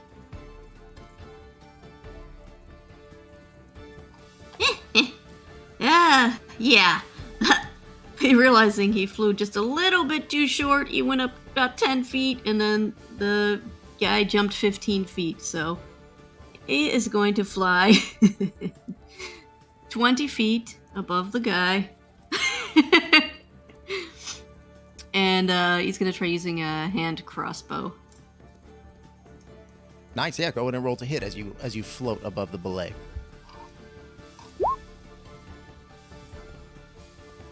Ten, unfortunately, does not hit as it clatters against its armor. This guy is so tough. Anything more? Did you want to move any further, or did you want to just remain?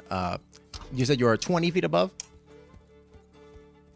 Yeah, I'm just going to hang out. All right, you got it. That is going to make it the Duralin's turn. The Duralin is going to. It is going to go towards seeing like the large form of Hex peeking out around the side of Mount Waterdeep. It is going to lose interest in Henrietta, and it is instead going to run towards you, kind of skirting around the pit slightly. At which point your prepared effect goes off. Pyrotechnics. Yeah.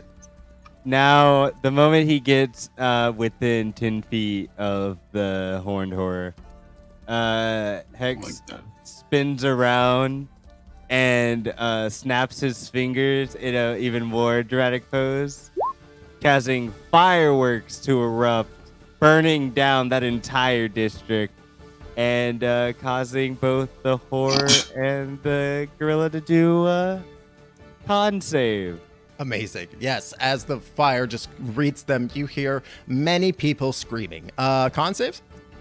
Yes, it's very beautiful fireworks as they shoot out and destroy everything. Yeah, it looks great from your perspective. The hook horror fails and the Duralin passes. Silvery barbs. Oh, wow. Okay. The Duralin, Nice. double 19. Oh my goodness. Oh gosh. Okay. Only the horn is blinded. Okay, gotcha. Yeah, you see the smoke kind of coating the not even like eyes of the hook horror, because they mostly have been rotted away as much of the flesh of its face has been. But you do see it is kind of clouded. The Duralin is able to just shake off the smoke though and continue its loping run towards you. It is going to use a bonus action to. It has a bonus action of aggressive. As a bonus action, the Duralin can move up to its speed towards a hostile creature that it can see. So it has enough speed to get over to you. And at which point, it is going to make its 5 attacks against you. Oh, all right. 16 to hit, Yep, 14 AC. 10 points of piercing damage, and then the 4 claw attacks. All right, well, let's see. I go down. Well, I'll give myself advantage to stay up, maybe, and then, oh my gosh, so many of those hit. I think I may just be down. I think he may have just beaten me to a pulp. 20 points of damage on top of the bite, so 30 total. Yeah, I'm down. No. Ah! The Duralin's just claws slam into Hex, just pieces of him come chipping away, and the once shiny man that had been rebuilt with moss just falls prone to the ground again, just crushing just a shit ton of buildings as he shrinks back down to normal size.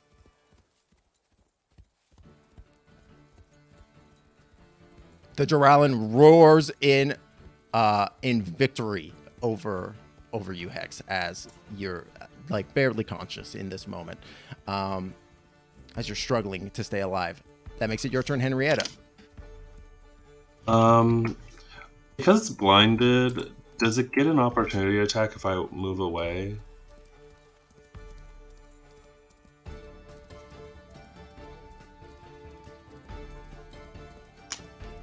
Logic would say no. Okay. Cheers. Then I'm going to move away from it. As you move away, it takes an attack of opportunity against you as it has disadvantage? It has blind sight. Oh, no. Okay. No. So it reaches out with you a hook, 24 to hit, 8 points of piercing damage. As even with and you see, like, looking into its eyes, they've rotted away completely. It was never even using its eyes to begin with, as it claws at you, lifting up just large chunks of your stony armor. Okay. Right. Man, that felt dirty. I felt bad about that. It's okay. No. You did exactly what you should have done. I'm going to come all the way up here away from it. And then I'm going to cast Jim's magic missiles. Beautiful. Even more fireworks start spouting out. Yeah.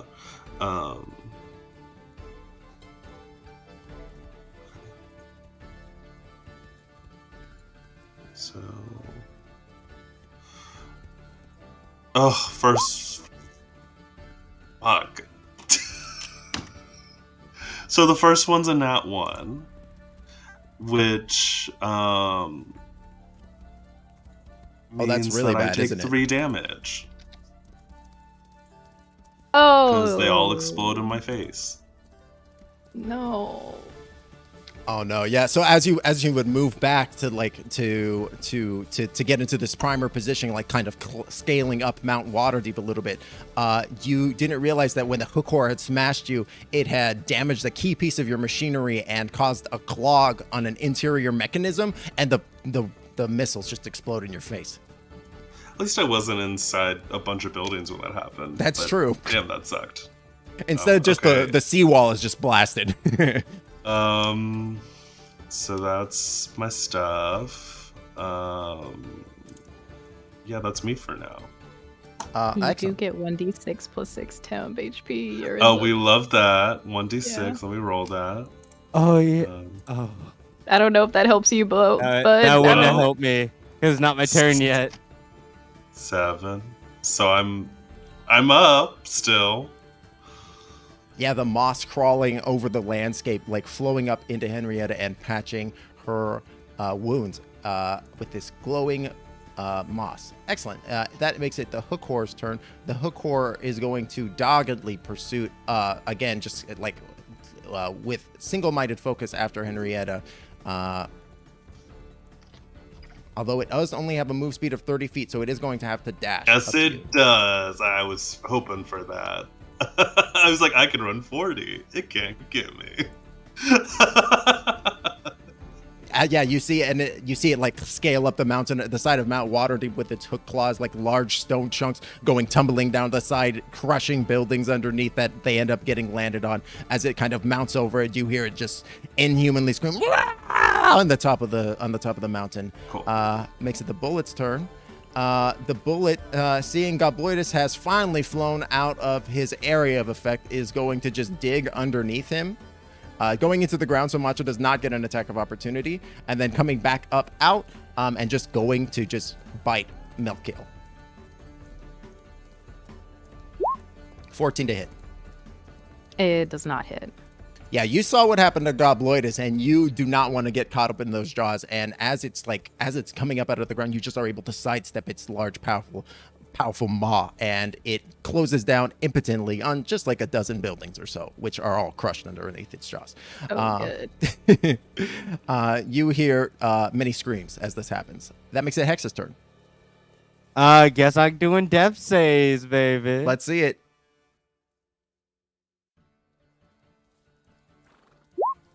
That's a fail, baby. That's a 1. That's one. So Hex, you find Okay. yourself in a chair.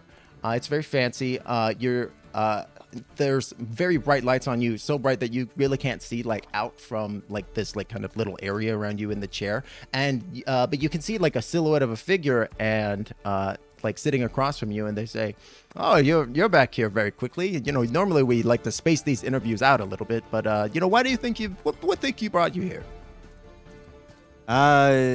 Well, I was on a deserted island, reigning supreme, until Jack Black came with a film crew and brought me to the city. So I guess Interesting. it's just how life is sometimes, you know. Interesting. And you see they almost have like a clipboard, it looks like, and they're writing something down with like a large quill. And they say, "Interesting, another lie." That makes it Melkiel's turn. Okay. A lot of people are real bad. Mel is going to do.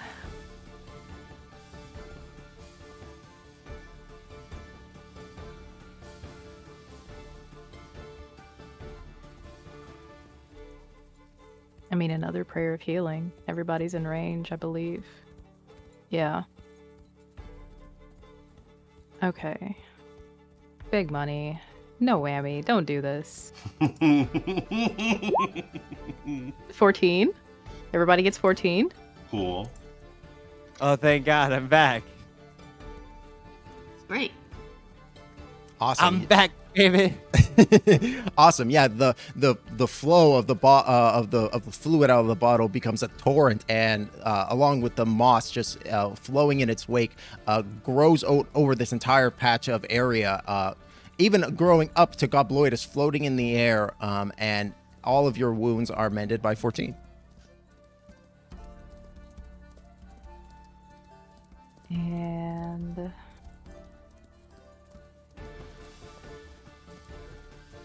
Did I get mossy? yeah,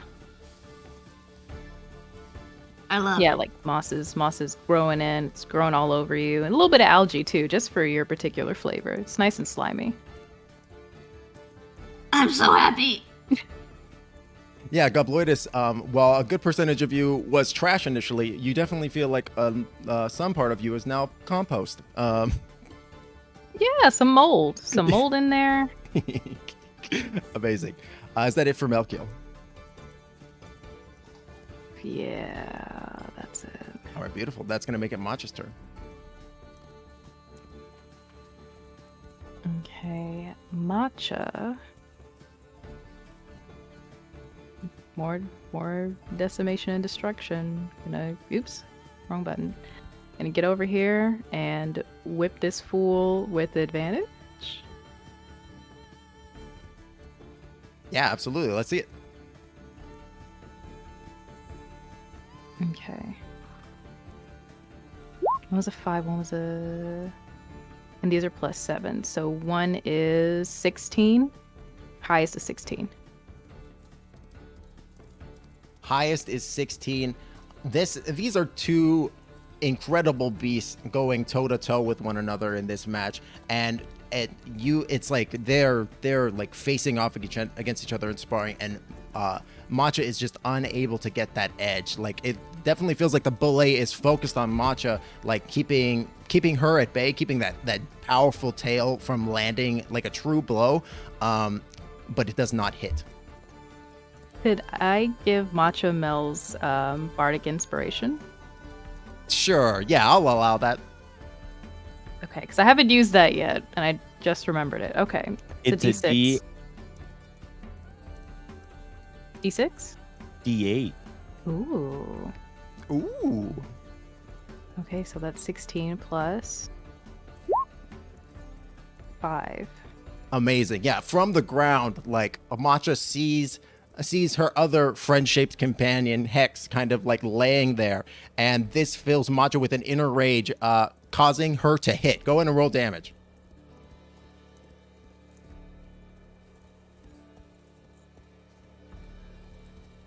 I had 2 1s on that. That's 11 bludgeoning. A good hearty whack, though. Like, you could see the belay was like keeping Matcha's blow at bay initially, but then with it filled with this inner rage from seeing her friend fall, it just smashes through his armor plating and connects with the fleshy interior, dealing that 11. Very nice. Is that it for Matcha? It has to make a DC 14 saving throw or be knocked prone. Oh, right, the strength save. Makes it just barely. Again, like it feels like it's about to sweep it off its tail, off its feet, but it's just able to barely stay standing. It rolled literally a 14. All right, and that's it.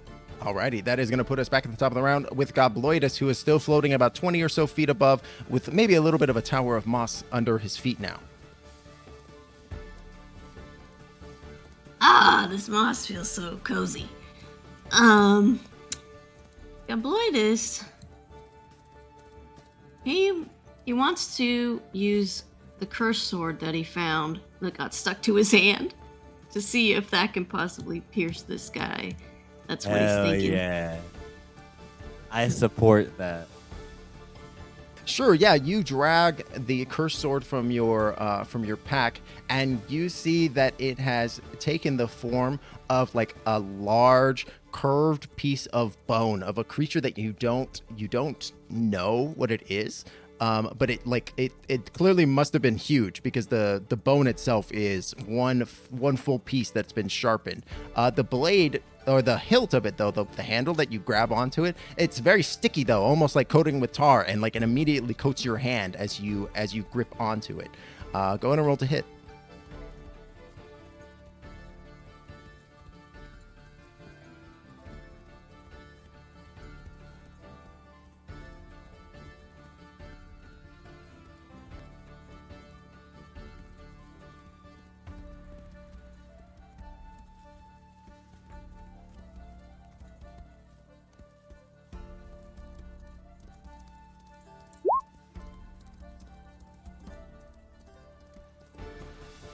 You have advantage because Melkiel is flanking with you.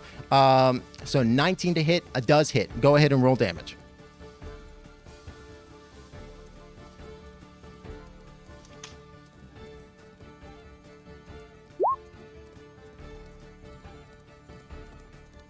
Nice, yeah, and this bone blade seems to be doing the trick as it cuts into the belay's similarly sculpted kind of armor plating as you deal the 7 points of damage and the 13 points of sneak as you cut into it. So 20 total.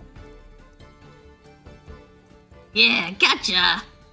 My bony friend, I've got a bone for you. I've got a bone to pick. Incredible. Anything more? He's gonna fly back up 20 feet. All right, the belay will get an attack of opportunity against you, or do you want to disengage? Oh, yes.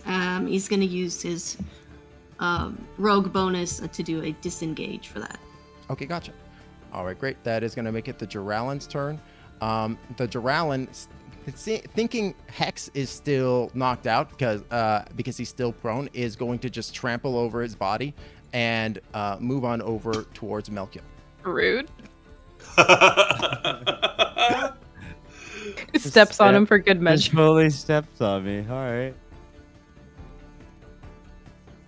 Melkiel, this large gorilla ape comes at you like a freight train, and it brings down the fury on you, starting with a bite and then its 4 claws.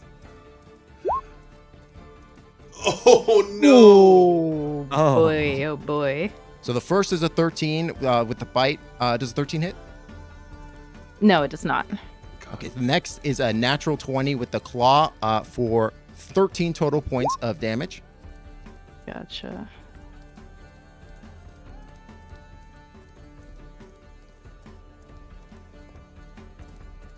And then the 3 claws are going to go ahead and swing in at you.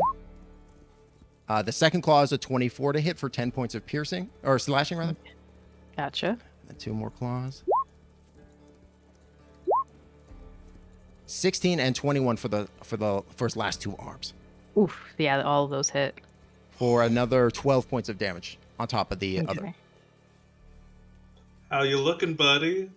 Been better. Not great. Still in the double digits, just hanging in there. All right, but that's the Goralan's turn. Henrietta. Okay. Are any of these guys looking bloodied? Both the Hookor and the Juralan are looking bloodied. The Belay does not. Okay, then I'm gonna go after the Juralan. I'm gonna do a firebolt.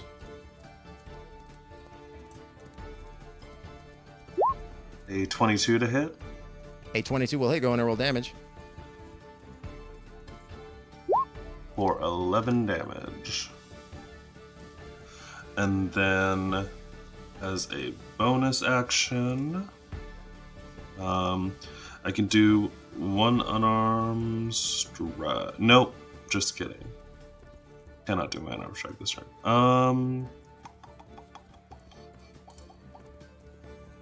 I think I'm all out of points and spell slots and such. So yeah, I'm just hanging out here. Yup, we're here. Oh no.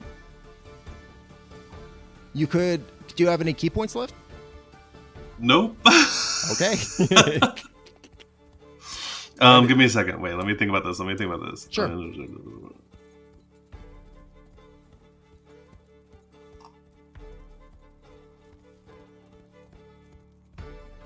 Okay. Fuck it. I'm gonna run away again. I'm over here.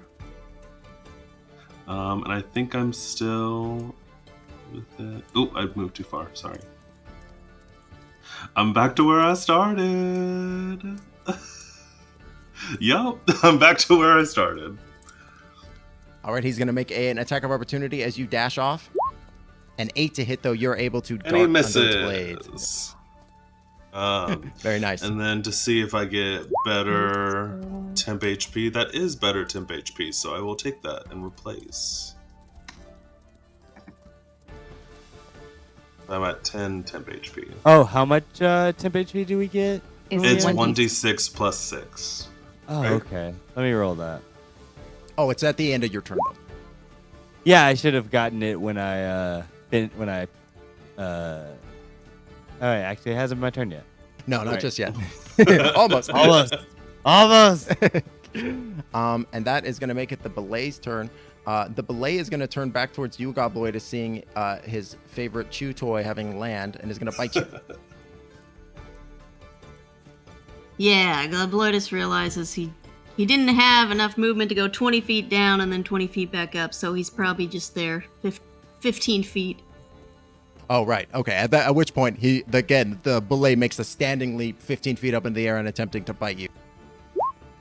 Damn it. 26 to hit. For 17 points of piercing damage, as again, free willies your ass and just grabs you, brings you back down to earth, shakes you like a ragdoll, and flings you.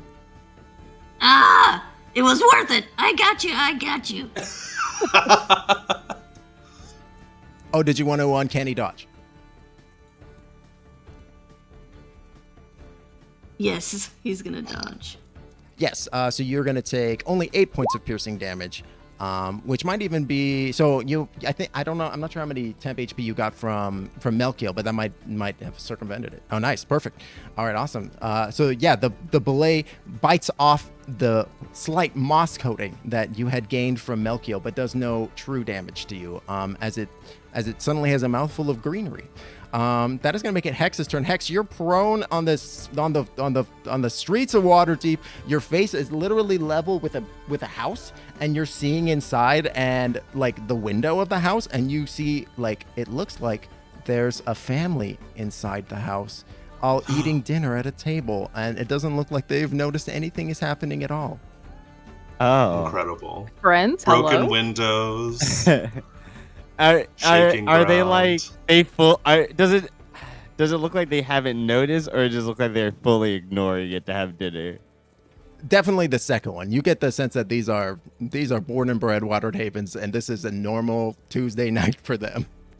Okay. God damn it. As Hex looks down and like the stone statue starts to fall off of his face, you can slowly start to see a more fleshy pigment coming from underneath, as if there was something being encased by a stone before. Oh no. And he's going to stand up with half his movement, then use the rest of his movement to shumble over to be shumble, like Okay. Open a one dictionary. leg. It's a word. One leg is, dragging across, destroying buildings. Chumble. Yeah, well, no, shumble with an S. It's like shamble, I guess, but Okay. it's the verb of shamble. I shumble, you shumble, Shamble. we, he, she shumble. Yeah. Exactly. Okay. And then I'm going to look up as I cast Spear, and everyone within a 30-foot cone in front of me, which I think is just all the monsters, and unfortunately Melkiel, Yeah. need to make a wisdom save. Amazing. Yeah, and as you were dragging your feet along, like, you just perfectly happened to manage to avoid the house that you had looked inside of, but every other house surrounding it has just been completely destroyed. Incredible.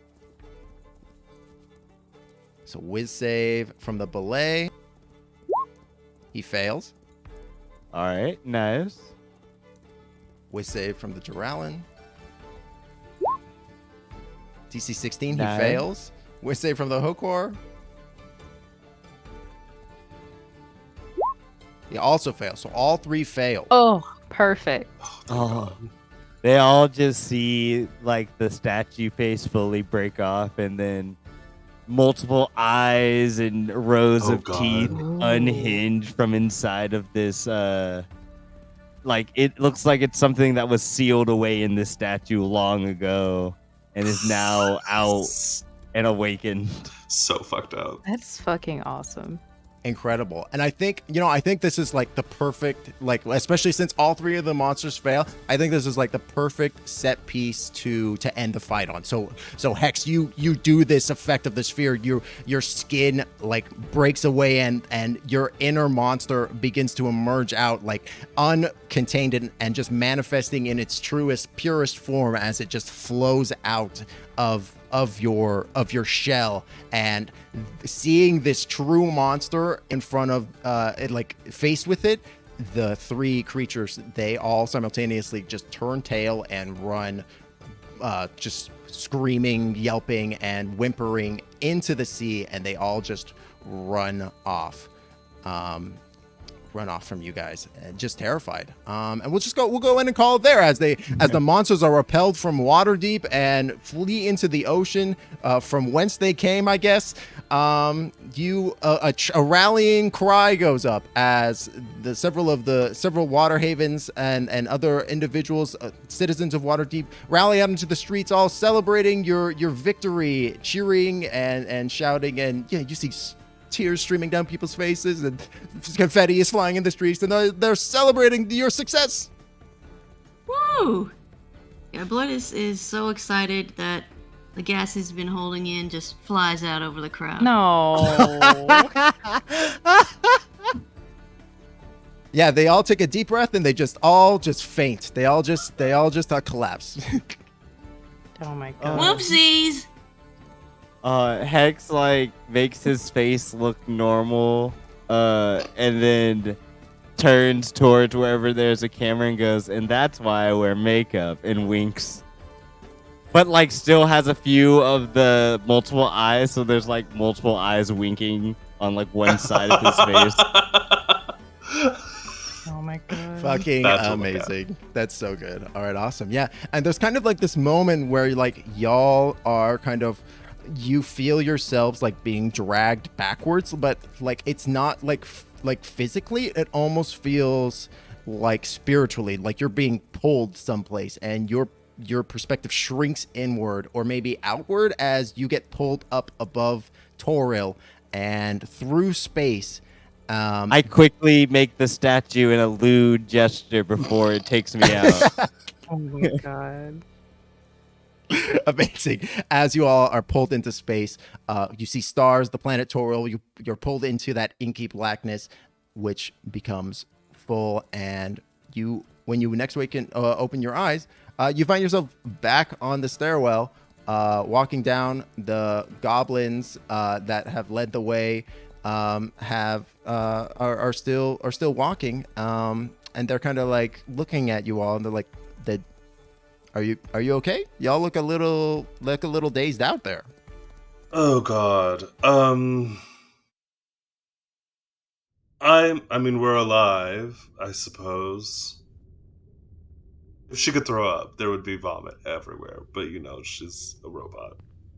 But definitely horrified about what just happened. Yeah. Hex is super hyped. He's like, I want to go again. I could fly. My wings. My wings. My gas. Yeah, and y'all look down at yourselves My propulsion system. Y'all look down at yourself expecting yourselves to be battered and bloodied, expecting to feel drained, but in fact you feel really well rested and like almost as if a dream. The pain and the anguish and the tiredness that you were feeling kind of floats away like it never had happened, and everybody takes as the benefit of a long rest, as if it had never even occurred. Oh, God. amazing. Yeah, Mel is super disoriented. Is my pit still missing? No, your pit is on your cloak. Oh, snap. Gotta re-add that.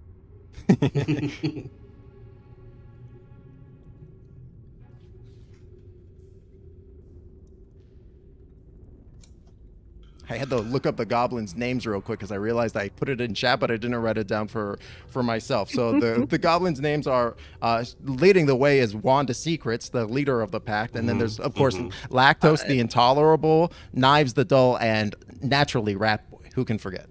Rat boy. Rat boy. Rat boy.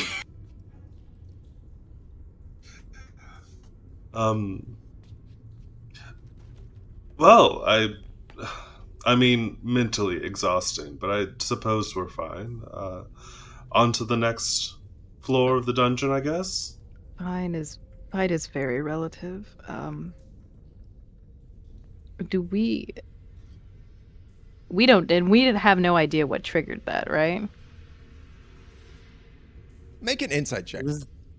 Okay. Ooh. Everybody can do this.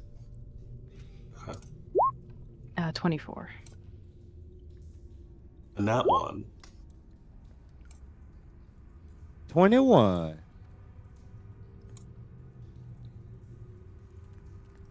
Five.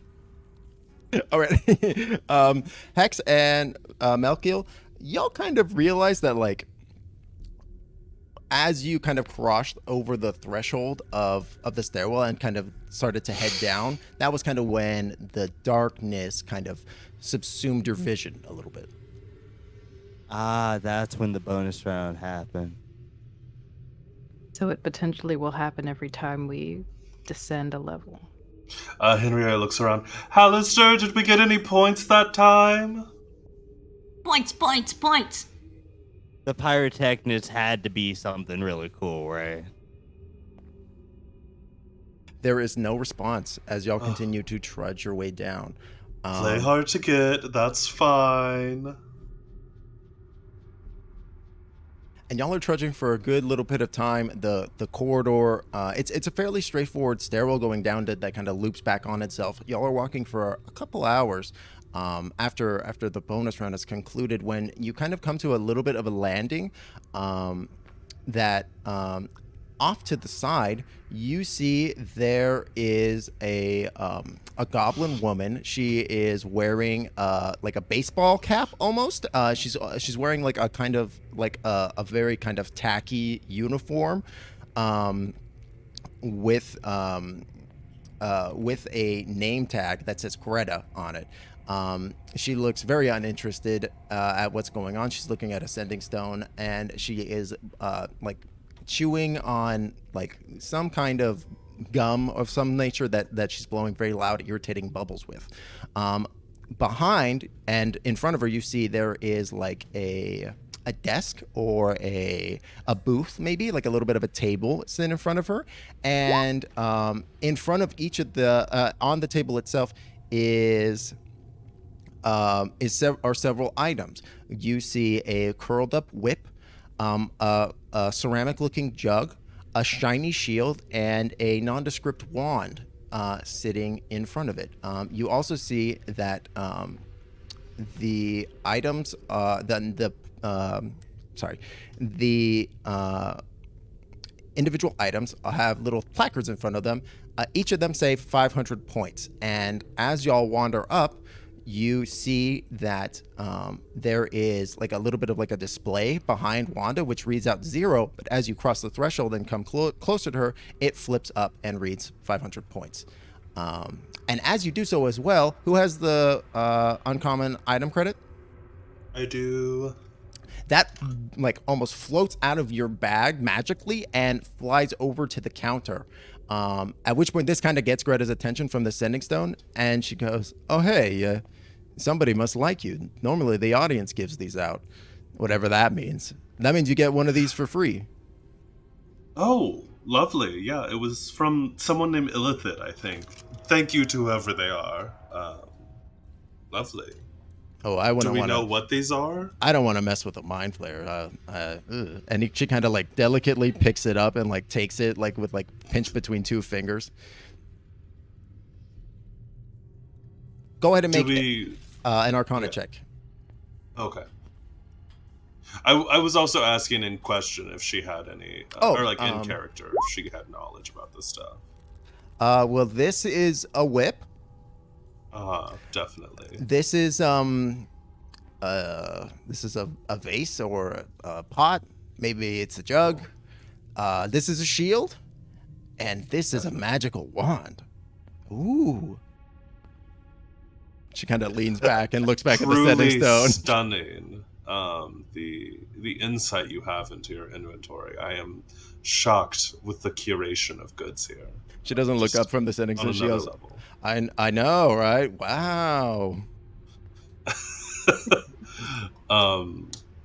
Does anyone have anything that's super interesting to them?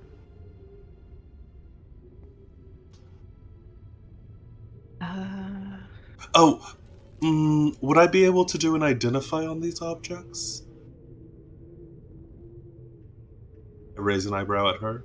An eyebrow appears on my robot face and raises at her. She doesn't respond. She just shrugs. Well, if we want to spend some time, I can identify these objects before we keep going. Alright, I know I can't use the shield, so. Yeah, I'm no good with shields.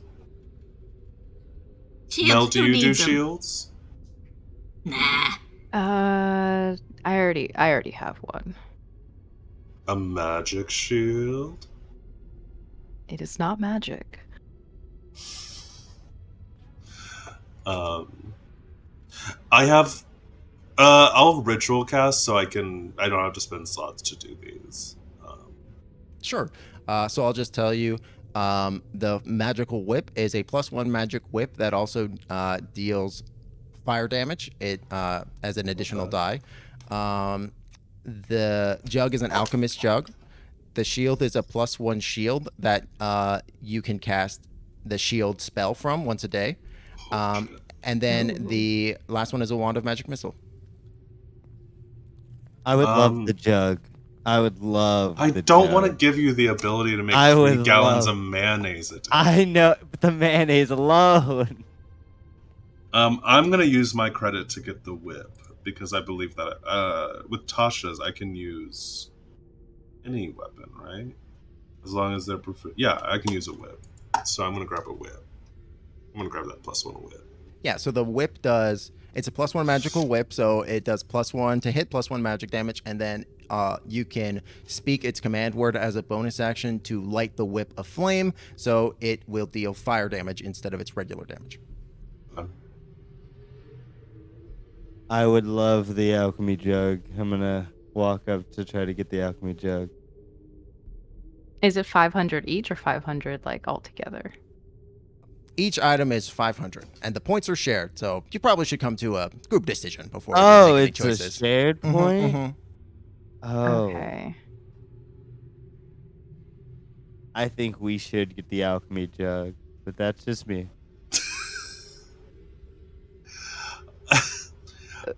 I think giving the shield What about spell to our healer was pretty powerful. Personally. my C is 15?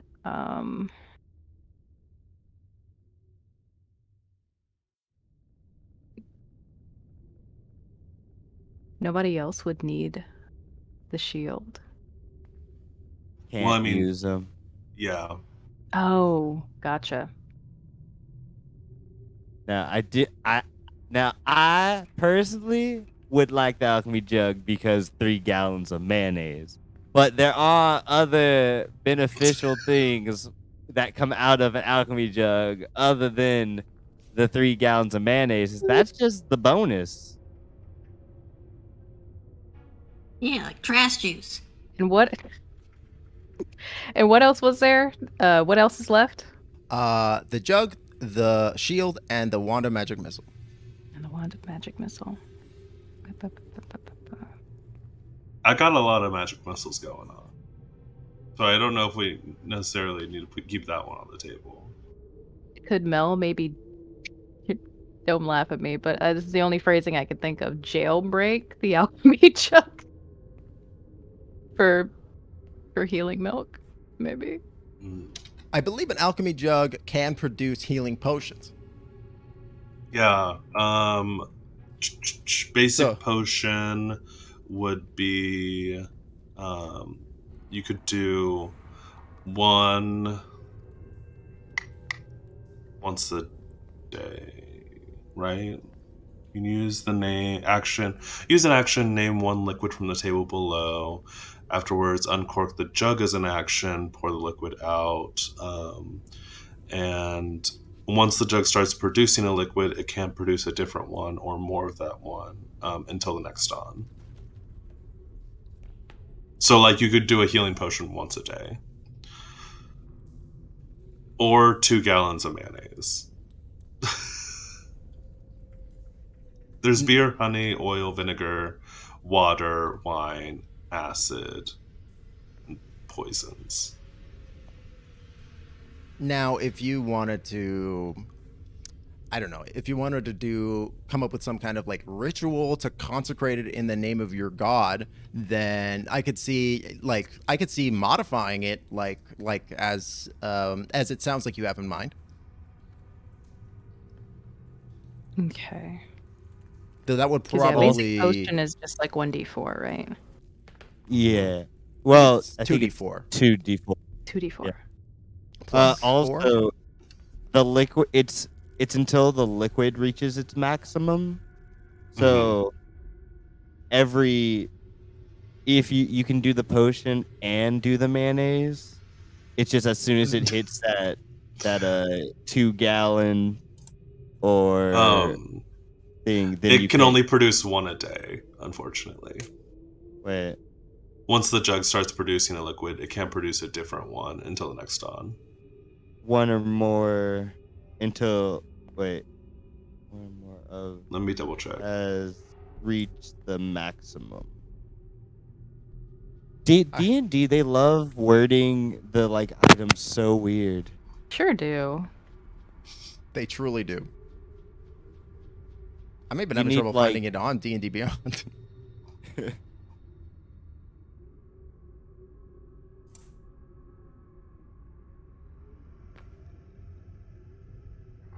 Here it is.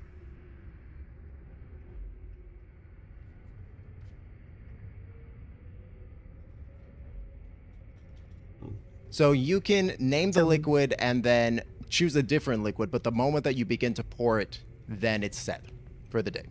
Okay, gotcha. So you can still change it, but once it starts to be poured. You can't pour that one anymore until the day. No, you can't. It can't pour anything else until the next day. Oh. Mhm. Okay. Well, I mean, I like the mayonnaise. Greasy mayonnaise. Mel is just like,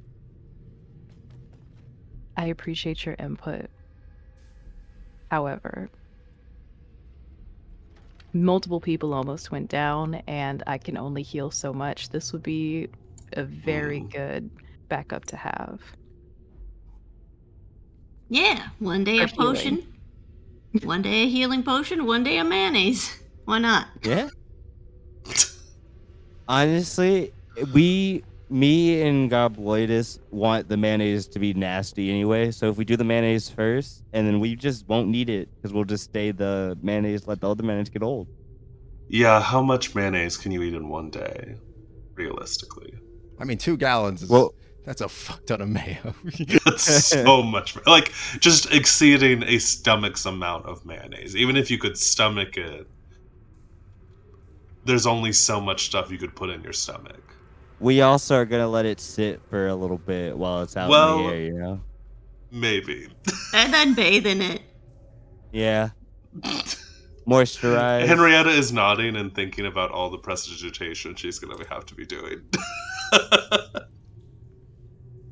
Mel is just, if she was sharing that, Mel would have just been like, don't. Well, no, because you would have to smell it. Never mind. Okay. He looks at them respectfully and disrespectfully says, I will agree with this. We can go ahead, get the alchemy jug. I'm all in favor.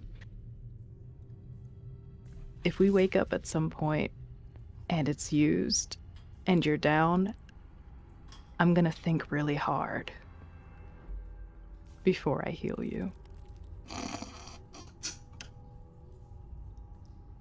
Is that fair? Is that fair? Honestly, pretty fair. Okay. Gobloidus, we're getting the mayonnaise. Mayonnaise. Amazing. Who reaches forward and grabs the jug? Oh, Hex wants it. He wants it so bad. Oh, first day mayonnaise. Yeah, Feels first like day we're setting mayonnaise. up a bad precedent. Nope. Fester, first day mayonnaise. Get it out. Go ahead. Get it out on the first day. It's okay. Yeah. Incredible. Yeah. As you reach forward and pick up the jug, you see the 500 points dial down all the way to 0, and you, Greta, again, not looking up from her sending stone, that says, if I have to clean any mayo out of the dungeon, I'm gonna have both of your heads. Are you the What? janitor? As there's already mayonnaise all over. We've seen some janitor closets around. Are those yours? She ignores you, Henrietta, as seeing the mess that Hex made, and she goes, "Son of a bitch," and she walks off. Prestidigitate it. Oh, I clean it up. she comes back with a mop and a bucket, and she goes, "Damn, I gotta learn that spell." She goes back to looking at the sending stone. It's a cantrip. I believe in you. It's a very easy one to learn.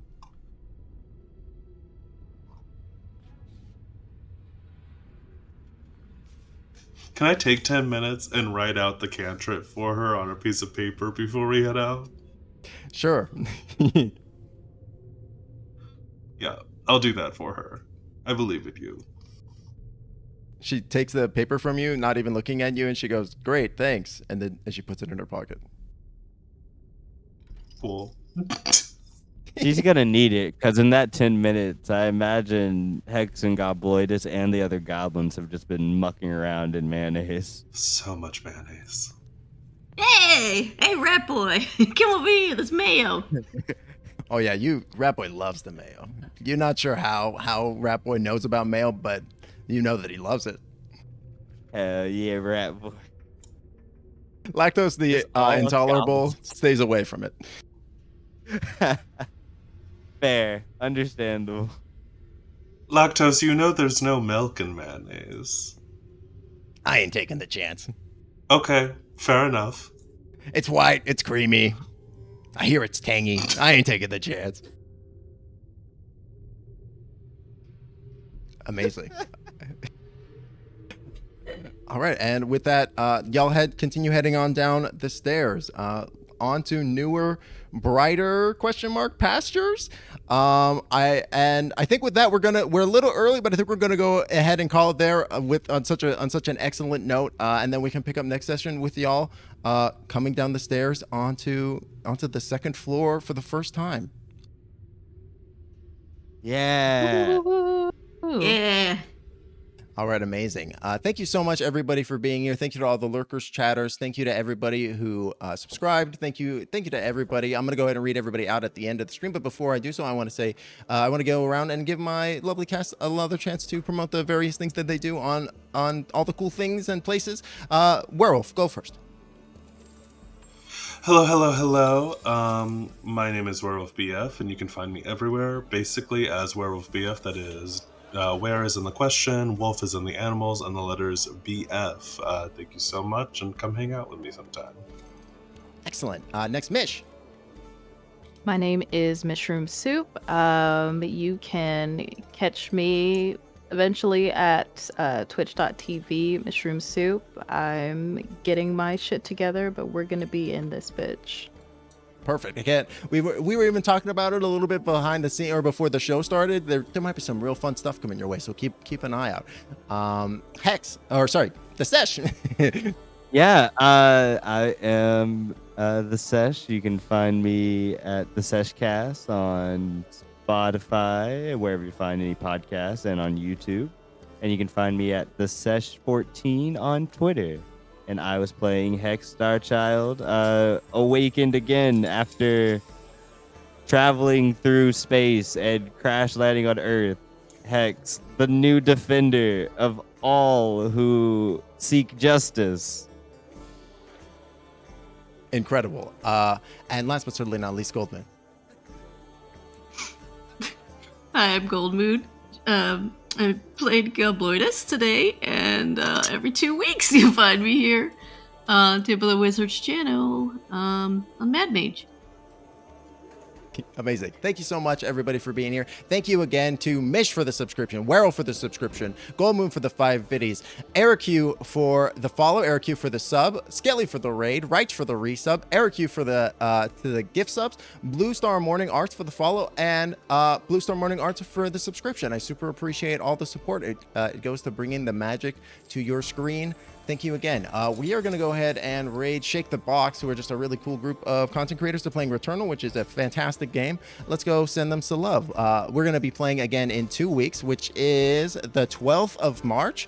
That's going to be the beginning of Floor 2, a brand new chapter in the adventure. So tell your friends to come on down. But thank you again, everybody, for being here. And until next time, stay magical. We'll talk to you soon. All right, goodbye, everybody. Bye. Bye. Bye.